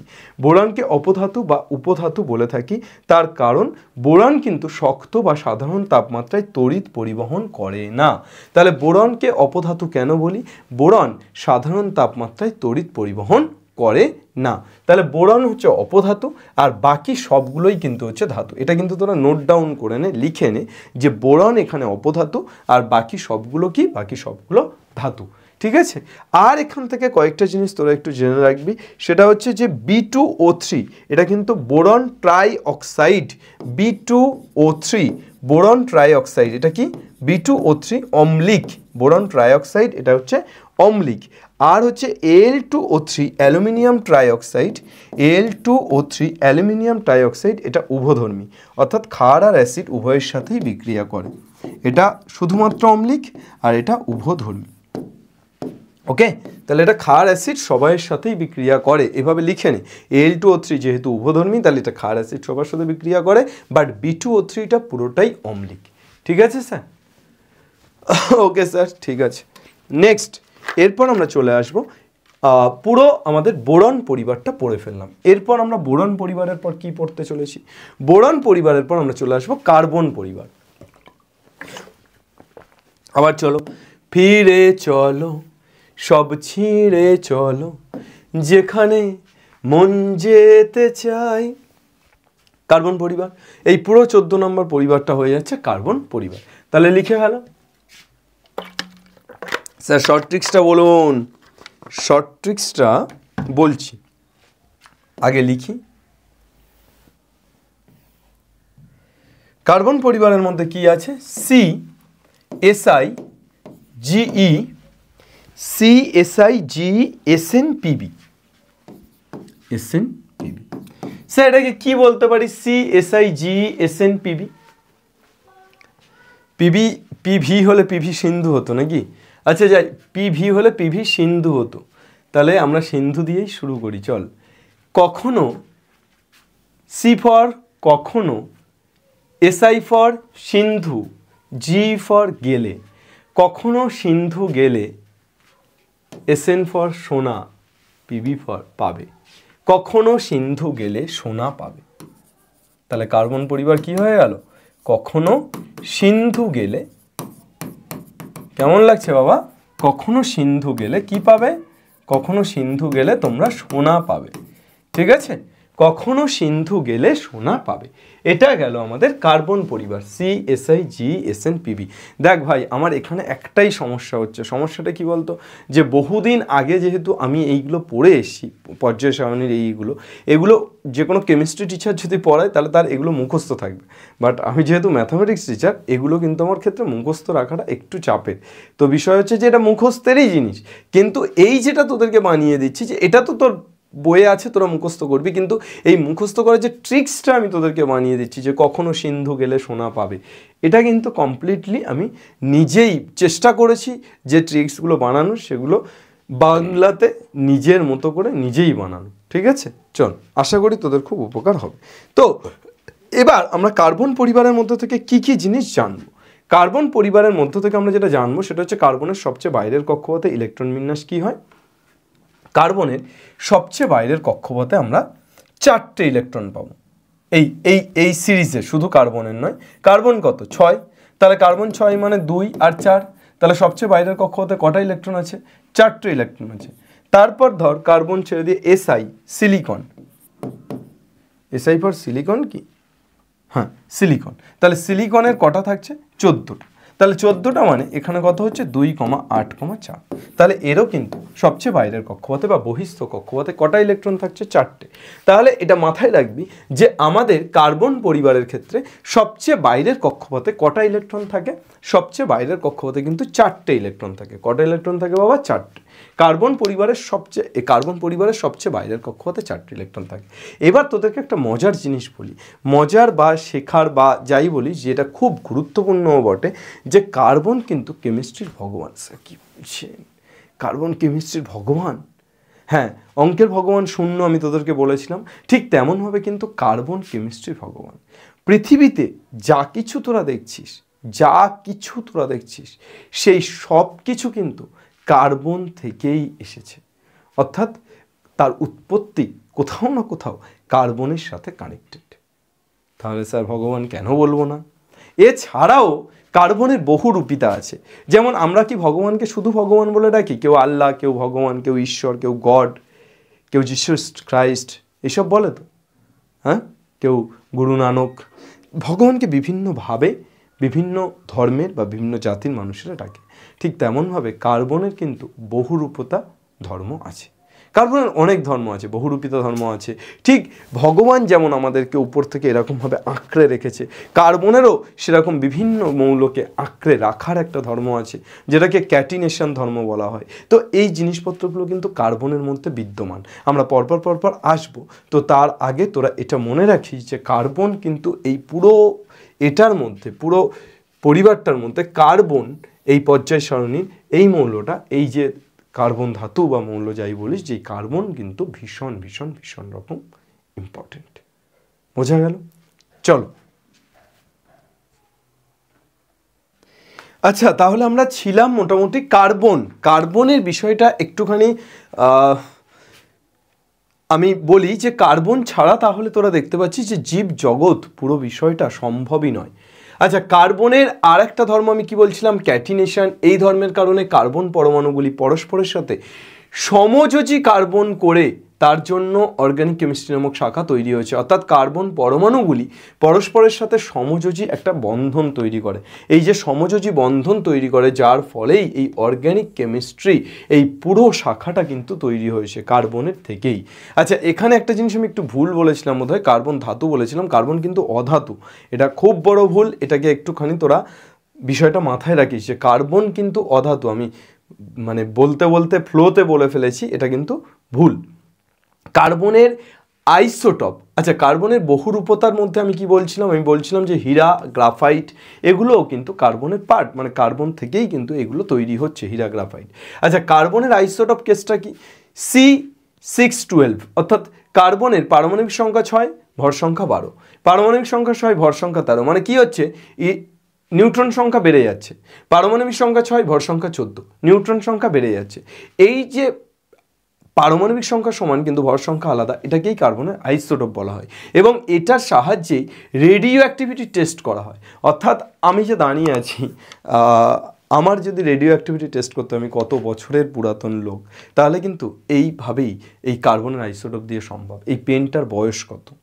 কার্বনের আইসোটোপ দিয়ে। এই বোর্ডটার বয়স কত? কার্বনের আইসোটোপ দিয়ে। তোর বয়স কত? ক্যামেরার বয়স কত? জলের বোতলটার বয়স কত? কার্বনের আইসোটোপ দিয়ে বের করা সম্ভব। ঠিক আছে, চল।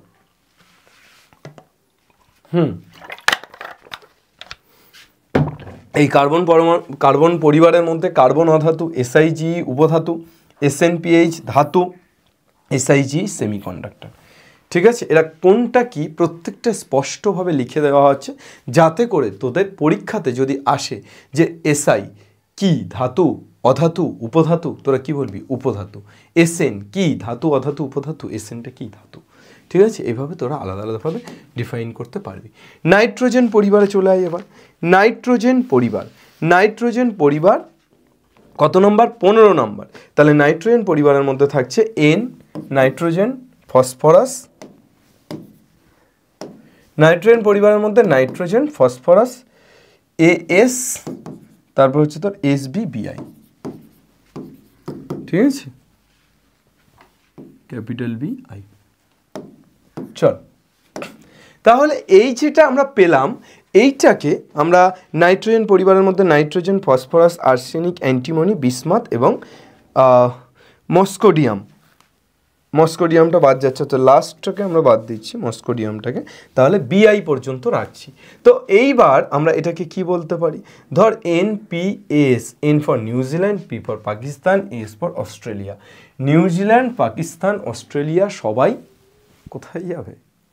ভারতের সাথে খেললে বাড়ি যাবে, বাড়ি। নিউজিল্যান্ড, পাকিস্তান, অস্ট্রেলিয়া সবাই বাড়ি যাবে। চল তাহলে এটা শর্ট ট্রিক্সটা তোরা কি মনে রাখবি, নিউজিল্যান্ড, পাকিস্তান, অস্ট্রেলিয়া সবাই বাড়ি যাবে। একদম এইভাবেই কিন্তু তোরা মাথায় রাখবি এগুলো, ঠিক আছে? নিউজিল্যান্ড, পাকিস্তান, অস্ট্রেলিয়া সবাই বাড়ি যাবে। কার সাথে খেললে? ভারতের সাথে খেললে, ঠিক আছে? চল তাহলে এটা হচ্ছে ট্রিক্স। এইবার এর ইলেকট্রন বিন্যাস, এর সবচেয়ে শেষ কক্ষপথে কটা ইলেকট্রন থাকে বাবা? এর সবচেয়ে শেষ কক্ষপথে হচ্ছে তোর 5টা ইলেকট্রন থাকে। যেমন নাইট্রোজেন কত? 7, তাহলে 2,5। তারপর ধর ফসফরাস, ফসফরাস কত? 15, তাহলে 15 হলে কি হবে? 2,8,5। তাহলে সবচেয়ে শেষ কক্ষপথে কিন্তু 5টা করেই ইলেকট্রন থাকে। সবচেয়ে শেষ কক্ষপথে কটা করে ইলেকট্রন থাকে? সবচেয়ে শেষ কক্ষপথে 5টা করেই ইলেকট্রন থাকে। Okay sir? ওকে, এবার চলুন স্যার, কি জানতে চাই আর? এই পরিবারের মৌলগুলি যেমন এস, বিআই, এসবি, এরা +3 জারণ অবস্থা প্রদর্শন করে, যা +5-এর থেকে বেশি স্থিতিশীল। প্লাস যত কম হয় তত কিন্তু বেশি স্থিতিশীল হবে, ঠিক আছে? নিকটোজেন, এখান থেকে যে নিকটোজেন নির্গত হয় সেটা কিন্তু শ্বাসরোধকারী বায়ু, এবং এইটার জন্যই কিন্তু তোকে যদি একটা ঘরের মধ্যে যদি অক্সিজেন দিয়ে রেখে দেওয়া হয় তুই তো বেঁচে যেতে পারবি খুব ভালোভাবে, কিন্তু এই নিকটোজেন দিয়ে যদি তোকে রেখে দেওয়া হয়, মানে নাইট্রোজেন বেশি পরিমাণে থাকে, তাহলে কিন্তু সেই ঘরের মধ্যে তুই থাকতে পারবি না, মারা পড়ে যাবে। তার কারণ শ্বাসরোধকারী বায়ু, এটা কিন্তু শ্বাসকে রোধ করে, ঠিক আছে? এটা খুব খুব খুব ইম্পর্টেন্ট একটা question. Use of nitrogen, nitrogen কোথায় কোথায় ইউজ হয়? ক্রায়ো সংরক্ষণে ইউজ হয়। বায়ুমণ্ডলে তো অবভিয়াসলি নাইট্রোজেন থাকে, আমি আগের দিন পরিবেশের জন্য ভাবনা পড়াতে গিয়ে বলছিলাম যে পরিবেশের মূল উপাদান। অ্যামোনিয়াতে নাইট্রোজেন থাকছে। প্যাকেজিং ফুড প্যাকেজ করে যে প্যাকেজ করার যে ফুডগুলো থাকে সেগুলো। ডিএনএ আরএনএর গঠনে, অর্থাৎ আমরা যদি শুক্রাণু ডিম্বাণু ক্ষেত্রেও শুক্রাণু ডিম্বাণু প্রিজার্ভ করার ক্ষেত্রেও কিন্তু নাইট্রোজেনকে ইউজ করা হয় সম্ভবত, ঠিক আছে? ফসফরাস, সাদা ফসফরাস অত্যন্ত সক্রিয়। লাল ফসফরাস কোথায় থাকে? দেশলাইয়ের মাথায় থাকে, মনে রাখবি। তাহলে এই জিনিসটা খুব, দেশলাই তোরা প্রত্যেকে দেখেছিস, দেশলাইয়ের যে কাঠি, সেই কাঠির মাথায় কিন্তু লাল ফসফরাস থাকে, ঠিক আছে? এন এবং পি অধাতু, এস, এসবি উপধাতু, বিআই ধাতু। কে অধাতু, কে উপধাতু, কে ধাতু। এই 3টে জিনিস, এই জিনিসগুলো আমাদের জেনে রাখতে হবে। যে কোনো পরিবারের কে অধাতু, কে উপধাতু, কে ধাতু, এগুলো কিন্তু পরীক্ষায় আসবে, ঠিক আছে বাবা? চল নেক্সট, এরপর কি জানবো? অক্সিজেন বা চ্যালকোজেন পরিবার। অক্সিজেন বা চ্যালকোজেন পরিবারে কে আছে? ও আছে, এস আছে, ও এস, এসিটিপিও, এসিটিপিও, ও এস, এসিটিপিও। Oxygen, sulphur, selenium, tellurium, polonium, এইগুলো আছে। তো এবার এটাকে আমরা কিভাবে ডিনোট করব?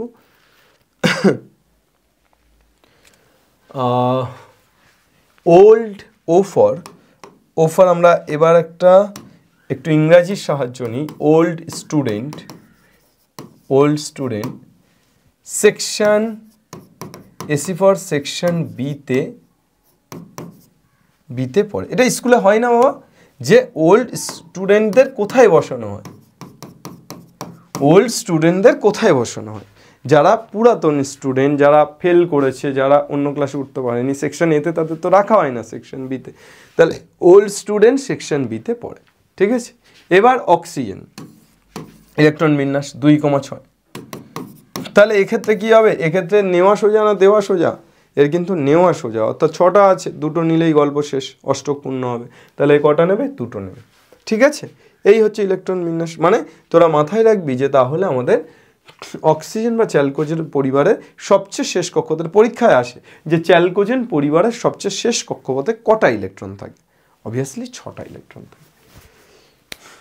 ওকে, চ্যালকোজেন প্রধানত আকরিক উৎপাদনকারী, ঠিক আছে, মানে এই চ্যালকোজেন পরিবারটা এটা প্রধানত কি করে? আকরিক উৎপাদন করে।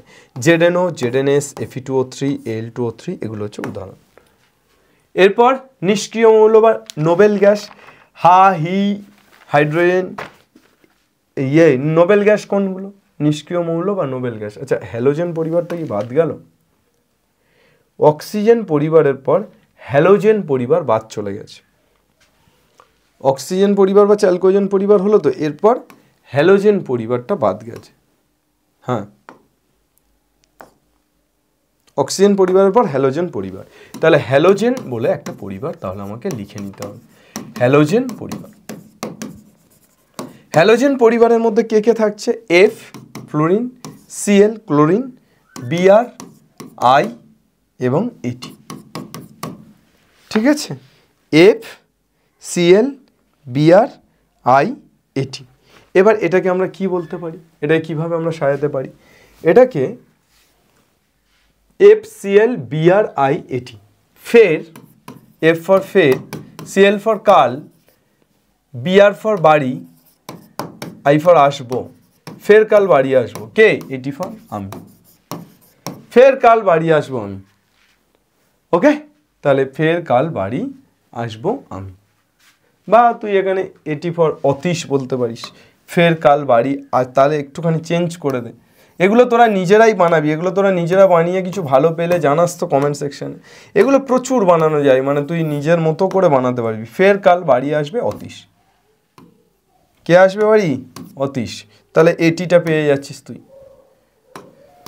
ইংরেজিতেই লেখ, তাহলে এটিটা তুই পেয়ে যাচ্ছিস, ফের কাল বাড়ি আসবে অতীশ, ঠিক আছে? তাহলে এখানে আমরা ইলেকট্রন বিন্যাসে যদি যাই, অবভিয়াসলি 7টা থাকবে। কটা থাকবে ইলেকট্রন বিন্যাস?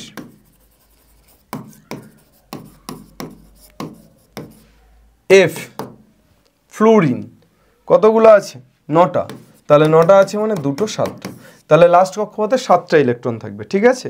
এবার তুই এখান থেকে মনে রাখবি, নোট বলে লিখে রাখ, নোট বলে এখান থেকে তোরা লিখে রাখ FOCl। FOCl কেমন? গ্যাসীয়। FOCl কিন্তু গ্যাসীয়। তারপর তোরা লিখে রাখ Br। Brটা কেমন? Brটা কিন্তু তরল। Brটা কেমন? তরল। স্যার আর কি? আর হচ্ছে I এবং At কঠিন, I and At এটা কিন্তু কঠিন, তাহলে কঠিন তরল গ্যাসীয় হলো। আর At কে আমরা রেডিও অ্যাক্টিভ এলিমেন্ট বলি, At হলো রেডিও অ্যাক্টিভ। এই প্রত্যেকটা জিনিস কিন্তু খুব খুব খুব ইম্পর্টেন্ট। At হলো রেডিও অ্যাক্টিভ, F হলো সুপার হ্যালোজেন, F হলো সুপার হ্যালোজেন। তারপর কি আছে? এরা প্রত্যেকে কিন্তু সবাই, এখানে একটা জিনিস ইম্পর্টেন্ট দিয়ে তোরা লিখে রাখ, যে নোট তো এগুলো সবই, কিন্তু ইম্পর্টেন্ট নোট বলে লিখে রাখ, সবাই তড়িৎ ঋণাত্মক মৌল। সবাই কেমন মৌল বাবা? সবাই তড়িৎ ঋণাত্মক মৌল, তড়িৎ ঋণাত্মক মৌল। তাহলে আর প্রত্যেকে কিন্তু তড়িৎ ঋণাত্মক মৌল। ওকে বাবা, চলো নেক্সট। এরপর আমরা চলে আসবো নিষ্ক্রিয় মৌল। এবার নিষ্ক্রিয় মৌল কি? নিষ্ক্রিয় মৌল helium, neon, argon, krypton, xenon, radon. Helium, neon, argon, krypton. Helium, neon, argon, krypton Kr, xenon Xc আর radon Re। Helium Rn, sorry, helium, neon, argon, krypton, xenon, radon.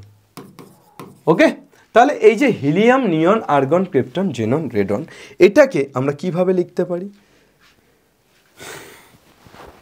কিভাবে লিখতে পারি? এটাকে শর্ট ট্রিক্স কি দিতে পারি? হেনা, নেহা আর করিনা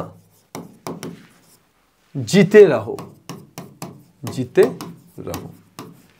হেনা, নেহা আর করিনা জিতে রহো। ওকে, চলো ইলেকট্রন বিন্যাস টোটাল কটা থাকে? অষ্টক পূর্ণ করবে, তাই তো? নিয়ন 10, 2,8, কোনো চাপ নেই। কোনো মৌলের সাথে সহজে রাসায়নিক বিক্রিয়া করে না, খুব স্বাভাবিক। কেন করবে? স্টেবল, কারোর কাছে যাওয়ার প্রয়োজনই নেই। রেডন রেডিও অ্যাক্টিভ মৌল, ক্যান্সার ট্রিটমেন্টে কিন্তু রেডন ব্যবহার করা হয়। রেডন রেডিও অ্যাক্টিভ মৌল এবং সেটা ক্যান্সার ট্রিটমেন্টে ব্যবহার করা হয়। রেডনের একটি ছোট্ট ব্যবহার লেখো, পরীক্ষাতে প্রশ্ন এলো, আশা করি পারবে। এই পুরো ব্যাপারটার মধ্যে কিন্তু পুরো একদম মানে ক্লিন অ্যান্ড ক্লিয়ারলি তোমাদের প্রত্যেকটা যে প্রশ্ন আসতে পারে সেই প্রত্যেকটা প্রশ্নের উত্তর করে দেওয়া হচ্ছে। আমি জানি না যে এই রকমভাবে তোমাদের ইউটিউবে বা অনলাইনে এইভাবে একদম ইন ডিটেলস প্রত্যেকটা প্রশ্ন ধরে ধরে পড়ানো আছে কিনা। H2 এর পরে সবচেয়ে হালকা গ্যাস হিলিয়াম। ওকে, তাহলে হাইড্রোজেনের পরে সবচেয়ে হালকা গ্যাসকে হিলিয়াম। স্থায়ী ইলেকট্রন বিন্যাসের জন্য এদেরকে নিষ্ক্রিয় মৌল বলে, এদের সেতু মৌল বলা হয়। সেতু গঠন করছে তাই এদেরকে কি সেতু মৌল বলা হচ্ছে। ইউরেনিয়ামোত্তর মৌল। ইউরেনিয়ামোত্তর মৌল কোনগুলো? ইউরেনিয়ামের পরবর্তী মৌলগুলো যেগুলো পরীক্ষাগারে কৃত্রিমভাবে তৈরি, কৃত্রিমভাবে যে মৌলগুলোকে পরীক্ষাগারে তৈরি করা হচ্ছে সেই মৌলগুলোকে কি বলা হচ্ছে? ইউরেনিয়ামোত্তর মৌল। ওকে স্যার, ইউরেনিয়ামোত্তর মৌল বোঝা গেছে। নেক্সট, মৌলসমূহের ধর্মের পর্যায়বৃত্ততা। মৌলসমূহের ধর্মের পর্যায়বৃত্ততা বা পিরিওডিসিটি অফ প্রপার্টিস। তাহলে পিরিওডিসিটি অফ প্রপার্টিস, এখান থেকে আমাদের কিন্তু বেশ কিছু প্রশ্ন আসে। এই জায়গাটা অত্যন্ত ইম্পর্টেন্ট একটা পার্ট এবং খুব খুব খুব ভালোভাবে আমি তোমাদেরকে এই জায়গাটা বোঝানোর চেষ্টা করব। যদি তোমরা খুব খুব খুব ভালোভাবে এই জায়গাটাকে দেখো তাহলে এখান থেকে যে কোনো প্রশ্ন আসলে তোমরা পারবে। পারমাণবিক ব্যাসার্ধ। আরে ভাই, ব্যাসার্ধ মানে কি? ব্যাসার্ধ মানে তো কেন্দ্র থেকে তার এ পর্যন্ত পরিধি পর্যন্ত দূরত্বতে, সেটাই তো ব্যাসার্ধ। তাহলে পারমাণবিক ব্যাসার্ধ মানে পরমাণুর ক্ষেত্রে। তাহলে পরমাণুর কেন্দ্রে কে থাকে? নিউক্লিয়াস। তাহলে নিউক্লিয়াস থেকে সর্ববহিস্থ কক্ষপথ পর্যন্ত যে দূরত্ব সেটাই পারমাণবিক ব্যাসার্ধ। এখানে পদার্থের বাম দিক থেকে যদি ডান দিকে যাই তাহলে মৌলগুলির ব্যাসার্ধ বা আকার ছোট হতে থাকে। স্যার কোনটা? আবার সেই এখানে চলে আসবো। বাবার হলো আবার জ্বর সারিল ঔষধে। ব্যাসার্ধ ছোট হতে থাকে কোথায়? স্যার যদি আমি বাম দিক থেকে ডান দিকে যাই, অর্থাৎ এই যদি যাই তাহলে স্যার কিন্তু ব্যাসার্ধ ছোট হতে থাকে বাম দিক থেকে ডান দিক। স্যার কি করে স্যার? লিথিয়ামের 2, বেরিলিয়ামের কত? স্যার বেরিলিয়ামের 4, স্যার বোরন 5, স্যার কার্বন 6। আচ্ছা দেখ তো, বেরিলিয়াম 4, বোরন 5, কার্বন 6। ভালো করে দেখবে, beryllium 4, boron 5, carbon 6, 4, boron 5, carbon 6। Sir বাম দিক থেকে ডান দিকে গেলে ব্যাসার্ধ কেন কমছে? এটাই প্রশ্ন, এটাই প্রশ্ন। তো 1 মিনিটে উত্তর দিয়ে দিচ্ছি। দেখ দেখ, বেরিলিয়াম এই তো নিউক্লিয়াস, এই হচ্ছে কক্ষপথ একটা প্রথম, তারপরে কক্ষপথটা এটা। বেরিলিয়ামের ক্ষেত্রে প্রথম কক্ষপথে কটা থাকছে? স্যার 2টো। স্যার দ্বিতীয় কক্ষপথে স্যার 1, 2, 3। ওকে স্যার, বোরনের ক্ষেত্রে 5টা। তাহলে বোরনের ক্ষেত্রে প্রথম কক্ষপথ, দ্বিতীয় কক্ষপথ। প্রথম কক্ষপথে 2টো, স্যার দ্বিতীয় কক্ষপথে, স্যার দ্বিতীয় কক্ষপথে 3টে, 1, 2, 3। স্যার কার্বনের ক্ষেত্রে,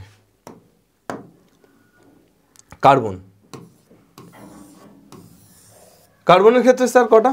প্রথম কক্ষপথে স্যার 2টো, প্রথম কক্ষপথে স্যার 2টো, আর স্যার দ্বিতীয় কক্ষপথে স্যার 6টা, 1, 2, 3, 4। তাহলে 2 আর 4 6 হলো।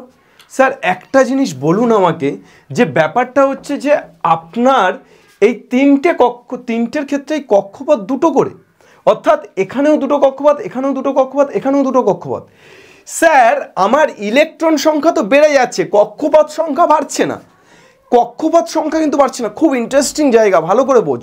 কক্ষপথ সংখ্যা কিন্তু বাড়ছে না, কিন্তু বাড়ছেটা কি সংখ্যা? ইলেকট্রন সংখ্যা বাড়ছে। অর্থাৎ দেখ, কক্ষপথ এখানে 2টো, এখানে 2টো, আবার এখানেও 2টো, কিন্তু ইলেকট্রন সংখ্যাটা পরপর পরপর বেড়ে যাচ্ছে।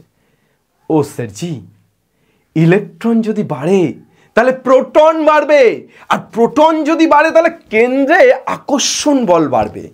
প্রোটন বেশি হলে কি হয়? কেন্দ্রে আকর্ষণ বল বেশি হয়। আর যখন আকর্ষণ বল বেশি হবে, দেখ আমার কক্ষপথ তো 2টোই আছে, যখন আকর্ষণ বলটা বেশি হবে তখন কি হবে? টানবে, টানবে, আর টানবে যত, তত ব্যাসার্ধটা ছোট হবে, ব্যাসার্ধটা ছোট হবে। বোঝা গেছে কিনা? I think clean and clear. বোঝা গেল না গেল না? কক্ষপথ তো বাড়ছে না বাবা। তুই যদি বাম দিক থেকে ডান দিকে যাস, কক্ষপথ তো বাড়ছে না। তাহলে কক্ষপথ বাড়ছে না, কিন্তু কক্ষপথে এলিমেন্ট বাড়ছে, ইলেকট্রন বাড়ছে। তাহলে যখনই ইলেকট্রন বাড়ছে তখন নিউক্লিয়াসের প্রোটন বাড়ছে, কারণ ইলেকট্রন আর প্রোটন সমান। তাহলে ইলেকট্রন বৃদ্ধি পাচ্ছে মানে এই যে 6টা কার্বন, তার মানে কার্বনের 6টা ইলেকট্রন মানে 6টা প্রোটন। তাহলে 6টা প্রোটন মানে এই যে 4টে প্রোটনে যা আকর্ষণ হবে, 6টা প্রোটনের তার থেকে বেশি আকর্ষণ হবে। আর আকর্ষণ হলেই কিন্তু সংকোচন হচ্ছে, সংকোচন হলে ব্যাসার্ধটা কমে যাচ্ছে। Is that clear or not? ব্যাসার্ধ কমে যাচ্ছে। তাহলে আমরা যখন ডান দিক থেকে বাম দিকে যাব তখন কিন্তু ব্যাসার্ধটা কমছে। সেটা কি শ্রেণী বরাবর? তাই ব্যাসার্ধ কমবে। তাহলে ব্যাসার্ধ কমছে। তাহলে ব্যাসার্ধ সবচেয়ে বেশি কোথায়? লিথিয়াম, তারপর বেরিলিয়াম, তারপর বোরন। কমছে তো, তারপর কার্বন। তাহলে এদিকে বেশি এবং আস্তে আস্তে কমতে কমতে যাচ্ছে। ওকে স্যার, আমরা যদি শ্রেণী বরাবর যাই, অর্থাৎ শ্রেণী বরাবর উপর থেকে নিচে নামলে ব্যাসার্ধ কি বাড়ে? স্যার আমি এই বরাবর গিয়ে দেখলাম স্যার কি হচ্ছে, এই বরাবর গিয়ে দেখলাম স্যার ব্যাসার্ধটা কমছে, মানে ছোট হতে থাকছে, ছোট ছোট ছোট হতে থাকছে। কিন্তু স্যার যদি এই বরাবর আসি না, তাহলে কিন্তু স্যার ব্যাসার্ধ বাড়বে, ব্যাসার্ধ বাড়বে। স্যার কেন? হোয়াই? চল একটা এক্সট্রা পেজ নিয়ে দেখো। ওকে, চলে আয়। এই পর্যায় সারণীর এই যে ছক, এই ছকটাই কিন্তু চকচক করবে মাথায়, তবেই কিন্তু অঙ্ক হবে। ঠিক আছে, আমি সোডিয়াম নিলাম, পটাশিয়াম নিলাম আর রুবিডিয়াম নিলাম। Na K Rb, Na 11, K 19, Rb 37। 11 19 37, Na K Rb। Na 11, K 19, Rb 37। Sir দেখুন তো, সোডিয়াম 11 2 8 1, স্যার পটাশিয়াম 19 2 8 8 1, স্যার 37 2 8 8 8, এভাবে চলছে। স্যার আমি এই দুটো নিয়ে দেখাই, অত বড় করে লাভ নেই, এই দুটো নিয়েই দেখাই। প্রথম কক্ষপথে 2টো, পরের কক্ষপথে 8টা, তারপরের কক্ষপথে 1টা। হলো কটা কক্ষপথ? 1টা 2টো 3টে। স্যার প্রথম কক্ষপথে 2টো, ওকে, পরের কক্ষপথে 8টা, তারপরের কক্ষপথে আবার 8টা, তারপরের কক্ষপথে স্যার আবার 1টা। স্যার অ্যাকচুয়ালি তো ঠিকই আছে, ইলেকট্রন সংখ্যা বাড়ছে, তাহলে ইলেকট্রন সংখ্যা বাড়লে প্রোটনও বাড়বে। কিন্তু স্যার পাশাপাশি ইলেকট্রন বাড়ার পাশাপাশি কক্ষপথ তো বেড়ে যাচ্ছে। ওখানে ইলেকট্রন বাড়ছিল কিন্তু কক্ষপথ বাড়ছিল না, যার জন্য পারমাণবিক ব্যাসার্ধটা বাড়ছিল না, বরং কমছিল। কিন্তু এখানে ইলেকট্রন বাড়ার পাশাপাশি তোমার কক্ষপথ বেড়ে যাচ্ছে, তাহলে কক্ষপথ বেড়ে গেলে তো তোমার ব্যাসার্ধ বাড়বে অ্যাজ ইউজুয়াল। স্যার তাহলে আমি প্রোটন তো টানছে, প্রোটনে তো বাড়ছে, প্রোটন তো টানছে, হ্যাঁ টানছে, কিন্তু কক্ষপথ যদি বেড়ে যায় তা কত টানবে? কক্ষপথ বেড়ে গেলে তো বাড়তে থাকবে, তার জন্য কিন্তু ব্যাসার্ধটা কী হবে? ব্যাসার্ধটা বাড়বে। Is that clear or not? বোঝা গেল না গেল না? তাহলে শ্রেণী বরাবর যদি আমরা যাই তাহলে কিন্তু ব্যাসার্ধটা বাড়বে। দেখ ওই জন্য লেস দ্যান দেওয়া আছে, বোঝা গেছে? এইগুলো কিন্তু মাথায় ঢোকে না, এইগুলো ছেলে মেয়ে মুখস্থ করে চলে যায় যে পর্যায় বরাবর গেলে Li greater than B greater than. না, পারমাণবিক ব্যাসার্ধ কেন বাড়ে কেন কমে এই জিনিসটা আমাদের খুব খুব খুব খুব ভালোভাবে বুঝে নিতে হবে। বোঝা গেল? আর এইটা বুঝবো কখন? যখন এই ইলেকট্রন বিন্যাস বুঝবো, অর্থাৎ পরমাণু বুঝবো। অনেকে আমরা রাদারফোর্ড মডেলই জানি না, তাই জন্য আমরা বুঝতে পারি না, আমাদের কঠিন লাগে কেমিস্ট্রি, আমারও লাগতো। ঠিক আছে, এখন আমি তোদেরকে সোজা করার চেষ্টা করছি। যে জিনিস আমার কঠিন লাগতো সেই জিনিসকে আমি তোদের কাছে সোজা করে রিপ্রেজেন্ট করার চেষ্টা করছি। ঠিক আছে, চল। Okay sir. হ্যাঁ, আয়নী ভবন। আয়নী ভবন বিভব বা আয়োনাইজেশন শক্তি কাকে বলছি? পদার্থের বাম দিক থেকে ডান দিকে গেলে পরমাণুর ব্যাসার্ধ কমে, যার ফলে নিউক্লিয়াস ও বহিস্থ কক্ষ, এটা রোগ কেন লিখেছে, বহিস্থ কক্ষে উপস্থিত ইলেকট্রনের মধ্যে আকর্ষণ বল বাড়ে, ফলে ইলেকট্রন অপসারণের জন্য উচ্চ শক্তির প্রয়োজন হয়। আকর্ষণ বল বাড়ে, ফলে ইলেকট্রন অপসারণের জন্য কি প্রয়োজন হয়? উচ্চ শক্তির প্রয়োজন হয়। যদি বাম দিক থেকে ডান দিকে যায় তাহলে পারমাণবিক ব্যাসার্ধ তো কমে যাচ্ছে, পারমাণবিক ব্যাসার্ধ কমে যাচ্ছে মানে প্রোটন আর ইলেকট্রনের মধ্যে আকর্ষণটা বাড়ছে, আর আকর্ষণ যখন বাড়বে তখন ইলেকট্রনটাকে ছাড়িয়ে নিয়ে যেতে চাপ আছে, ইলেকট্রনটাকে ছাড়িয়ে, আকর্ষণ তো বেশি। আমি যদি কাউকে টেনে রাখি, দড়ি টানাটানি খেলা তো দেখেছিস, তাহলে ছাড়িয়ে নিয়ে যেতে গেলে কি হয়, একটা বেশি শক্তি প্রদর্শন করতে হয়। এটাই অ্যাকচুয়ালি কিন্তু আয়োনাইজেশন শক্তি বা আয়নীভবন শক্তি। তাহলে এই আয়োনাইজেশন শক্তি বা আয়নীভবন শক্তি কি? পরমাণুর বাইরের কক্ষে একটা ইলেকট্রনকে সরানোর জন্য, সরিয়ে যে একক ধনাত্মক আয়নে পরিণত করার জন্য ন্যূনতম শক্তির প্রয়োজন হয়, তাকে আয়োনাইজেশন শক্তি বলে। দেখ এখানে ডেফিনেশন কিছু বলার নেই, যে পরমাণুর ডেফিনেশন তো তোরা বই দেখেই মুখস্থ করবি। পরমাণুর বাইরের কক্ষপথ থেকে একটা ইলেকট্রনকে সরিয়ে নিয়ে যাওয়ার জন্য, যে শক্তির প্রয়োজন হয় সেটাকেই আয়োনাইজেশন শক্তি বলছে। চল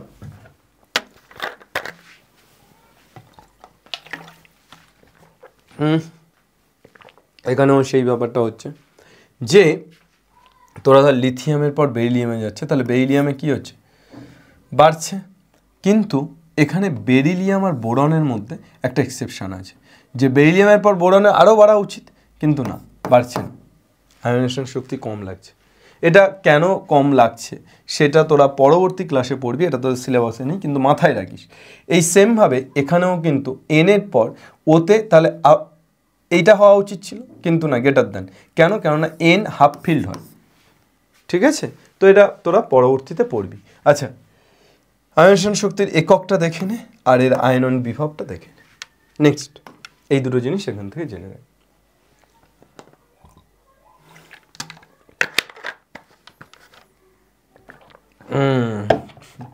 শ্রেণী বরাবর নিচে নামলে পারমাণবিক ব্যাসার্ধ বৃদ্ধি পায়, ফলে নিউক্লিয়াসের বহিস্থ কক্ষে উপস্থিত ইলেকট্রনের মধ্যে আকর্ষণ বল কমে, ফলে সহজে ইলেকট্রন অপসারিত। তাহলে এখানে উচ্চ শক্তি প্রদর্শন করতে হচ্ছে না। আমি যদি উপর থেকে নিচে নামি তাহলে তো আমার পারমাণবিক ব্যাসার্ধ বেড়ে যাচ্ছে। ওখানে পারমাণবিক ব্যাসার্ধ কম ছিল বলে উচ্চ শক্তি প্রদর্শন করতে হচ্ছিল, কিন্তু এখানে নিচে নামছি মানে পারমাণবিক ব্যাসার্ধটা বেড়ে যাচ্ছে। পারমাণবিক ব্যাসার্ধ বেড়ে গেলে উচ্চ শক্তি প্রদর্শন করতে হচ্ছে না, এমনি ছেড়ে চলে যাচ্ছে। তাহলে একটা ইলেকট্রন ছেড়ে যাওয়ার প্রবণতা এক্ষেত্রে বেশি, অর্থাৎ তোর এক্ষেত্রে সবচেয়ে বেশি কার, হাইড্রোজেন, তবে লিথিয়াম। এইভাবে মানে উচ্চ শক্তি মানে আকর্ষণের যে ক্ষমতা, উচ্চ শক্তি প্রদর্শন করার যে ক্ষমতা, সেটাই তো আয়োনাইজেশন শক্তি। তাহলে সেটা সবচেয়ে বেশি কার, লিথিয়ামের। তারপর আস্তে আস্তে কমছে, সোডিয়াম, পটাশিয়াম আস্তে আস্তে কমে যাচ্ছে। Okay sir. তড়িৎ ঋণাত্মকতাটা কি জিনিস স্যার? দুটো পরমাণু একটা সমযোজী বন্ধন, এ একটা পরমাণু, একটা বি একটা পরমাণু, এরা একটা সমযোজী বন্ধন দ্বারা যুক্ত হয়ে আছে, একটা সমযোজী বন্ধন দ্বারা যুক্ত হয়ে আছে। এইবার এই পরমাণুর মধ্যেও ইলেকট্রন আছে, এই পরমাণুর মধ্যেও ইলেকট্রন আছে। যার মধ্যে ইলেকট্রন সংখ্যা বেশি সে কি চাইবে, সে সবসময় চাইবে আর একটা পরমাণু থেকে ইলেকট্রন নিয়ে নিতে। এইটাকেই অ্যাকচুয়ালি তড়িৎ ঋণাত্মকতা বলছে, যে ঋণাত্মক সে আরও ঋণাত্মক হতে চেষ্টা করবে। তোরা একটা সহজ উদাহরণ ভাব, তোরা ক্লাসরুমে একসাথে টিফিন খাস, বন্ধু বান্ধব একসাথে টিফিন খাস। ধর তুই আর তোর কোনো বন্ধু একসাথে টিফিন খাচ্ছিস, তোর এরকম কোনো বন্ধু নিশ্চয়ই আছে যে তার টিফিনটা শেষ করে চেষ্টা করে তোর টিফিনটাও নিয়ে নেওয়ার, আছে না? পেটুক বন্ধু। তাহলে এরকম বন্ধু বান্ধব আছে তো, যারা নিজেদের টিফিনটা শেষ করে তাড়াতাড়ি অন্যজনের টিফিনেও হাত বসে। এটাই কিন্তু তড়িৎ ঋণাত্মকতা। অর্থাৎ আমরা দুটো পরমাণু নিয়েছি, এই দুটো পরমাণুর মধ্যে যে বেশি তড়িৎ ঋণাত্মক, অর্থাৎ যে বেশি নেগেটিভ, যার মধ্যে ইলেকট্রন সংখ্যা বেশি, সে চাইছে আরও নেগেটিভ হতে। তো এটাই কিন্তু তড়িৎ ঋণাত্মকতা, ঠিক আছে? পর্যায়ে বাম দিক থেকে ডান দিকে পরমাণুর ব্যাসার্ধ হ্রাস পায়। হ্যাঁ, বাম দিক থেকে ডান দিকে তো ব্যাসার্ধ হ্রাস পাচ্ছে, পারমাণবিক ব্যাসার্ধ। ফলে কক্ষপথে থাকা ইলেকট্রনগুলি অতি আকর্ষণ বৃদ্ধি পায়, তড়িৎ ঋণাত্মকতা কি হয়, বৃদ্ধি পায়। তড়িৎ ঋণাত্মকতাটা বাড়ছে কখন, যখন আকর্ষণটা বাড়ছে। ওকে, তার মানে সে অ্যাকচুয়ালি কি করছে, সে কাউকে ছাড়ছে না। তাহলে এইভাবে যদি আমরা যাই, তাহলে যত এগোবো আমরা, লিথিয়াম, বেরিলিয়াম, বোরন যত এগোবো তার তড়িৎ ঋণাত্মকতা তত বেশি হবে, কিন্তু উপর থেকে নিচে নামলে, যত নিচে নামবো তার তড়িৎ ঋণাত্মকতা তত কম হবে। তার কারণ সে আলগা হয়ে যাচ্ছে, সে ইলেকট্রন চলে যাবে, আর ইলেকট্রন চলে গেলে তো ঋণাত্মক হচ্ছে না, তড়িৎ ঋণাত্মকতা কমে যাচ্ছে। বোঝা গেল না? ইয়েস আর নো? ইয়েস স্যার, বোঝা গেল। ওকে, আর কি চালন বিচরণ ধর্ম একই, তড়িৎ ঋণাত্মকতা ধর্মের মতোই সেম। কোনো পরমাণুর ইলেকট্রন গ্রহণের প্রবণতা যত বেশি, একটা পরমাণুর ইলেকট্রন গ্রহণের প্রবণতা যত বেশি, সেই পরমাণু তত শক্তিশালী জারক। আর যে পরমাণুর ইলেকট্রন ত্যাগের প্রবণতা যত বেশি, সে কি শক্তিশালী বিজারক। ধর সোডিয়াম কত 11, তাহলে 2 8 1, তাহলে এ কী করবে, এ বারবার চেষ্টা করবে ছেড়ে দেওয়া, বারবার চেষ্টা করবে ছেড়ে দেওয়া, তাহলে এ কি, এ হচ্ছে অ্যাকচুয়ালি বিজারক, যে এ ইলেকট্রন ত্যাগের প্রবণতা বেশি। কিন্তু তুই ধর hydrogen, helium, lithium, beryllium, boron, carbon, oxygen, nitrogen, oxygen কত নাম্বার, তুই ধর একটা নাম্বার তুলে নে, 9 নাম্বার। ফ্লুরিন, ফ্লুরিনকে তুলেন 9, কত আছে 2 7। এর কি চেষ্টা, এর চেষ্টা হচ্ছে আরেকটাকে আনা, আরেকটাকে আনলেই তো এই অষ্টক পূর্ণ হবে, স্টেবল হবে, বুঝতে পারছিস। তাহলে এ কি, এ জারক। ইলেকট্রন গ্রহণের প্রবণতা বেশি হলে সে কিন্তু জারক, আর যার ইলেকট্রন ত্যাগের প্রবণতা বেশি সে বিজারক। যে ইলেকট্রন গ্রহণ করে তার নিচের বিজারণ হয়, ইলেকট্রন গ্রহণ করছে তার নিচের বিজারণ হয় অন্যকে জারিত করছে। এই কোনো পরমাণুর ইলেকট্রন গ্রহণের প্রবণতা যত বেশি সেই পরমাণু তত শক্তিশালী জারক, আবার ইলেকট্রন ত্যাগের প্রবণতা যার যত বেশি সে শক্তিশালী বিজারক। যে ইলেকট্রন গ্রহণ করে তার নিজের বিজারণ হয় কিন্তু অন্যকে সে জারিত করছে, আর যে ইলেকট্রন ত্যাগ করে তার নিজের জারণ হয় কিন্তু অন্যকে বিজারিত করছে। এটা কি উল্টো লেখা আছে নাকি?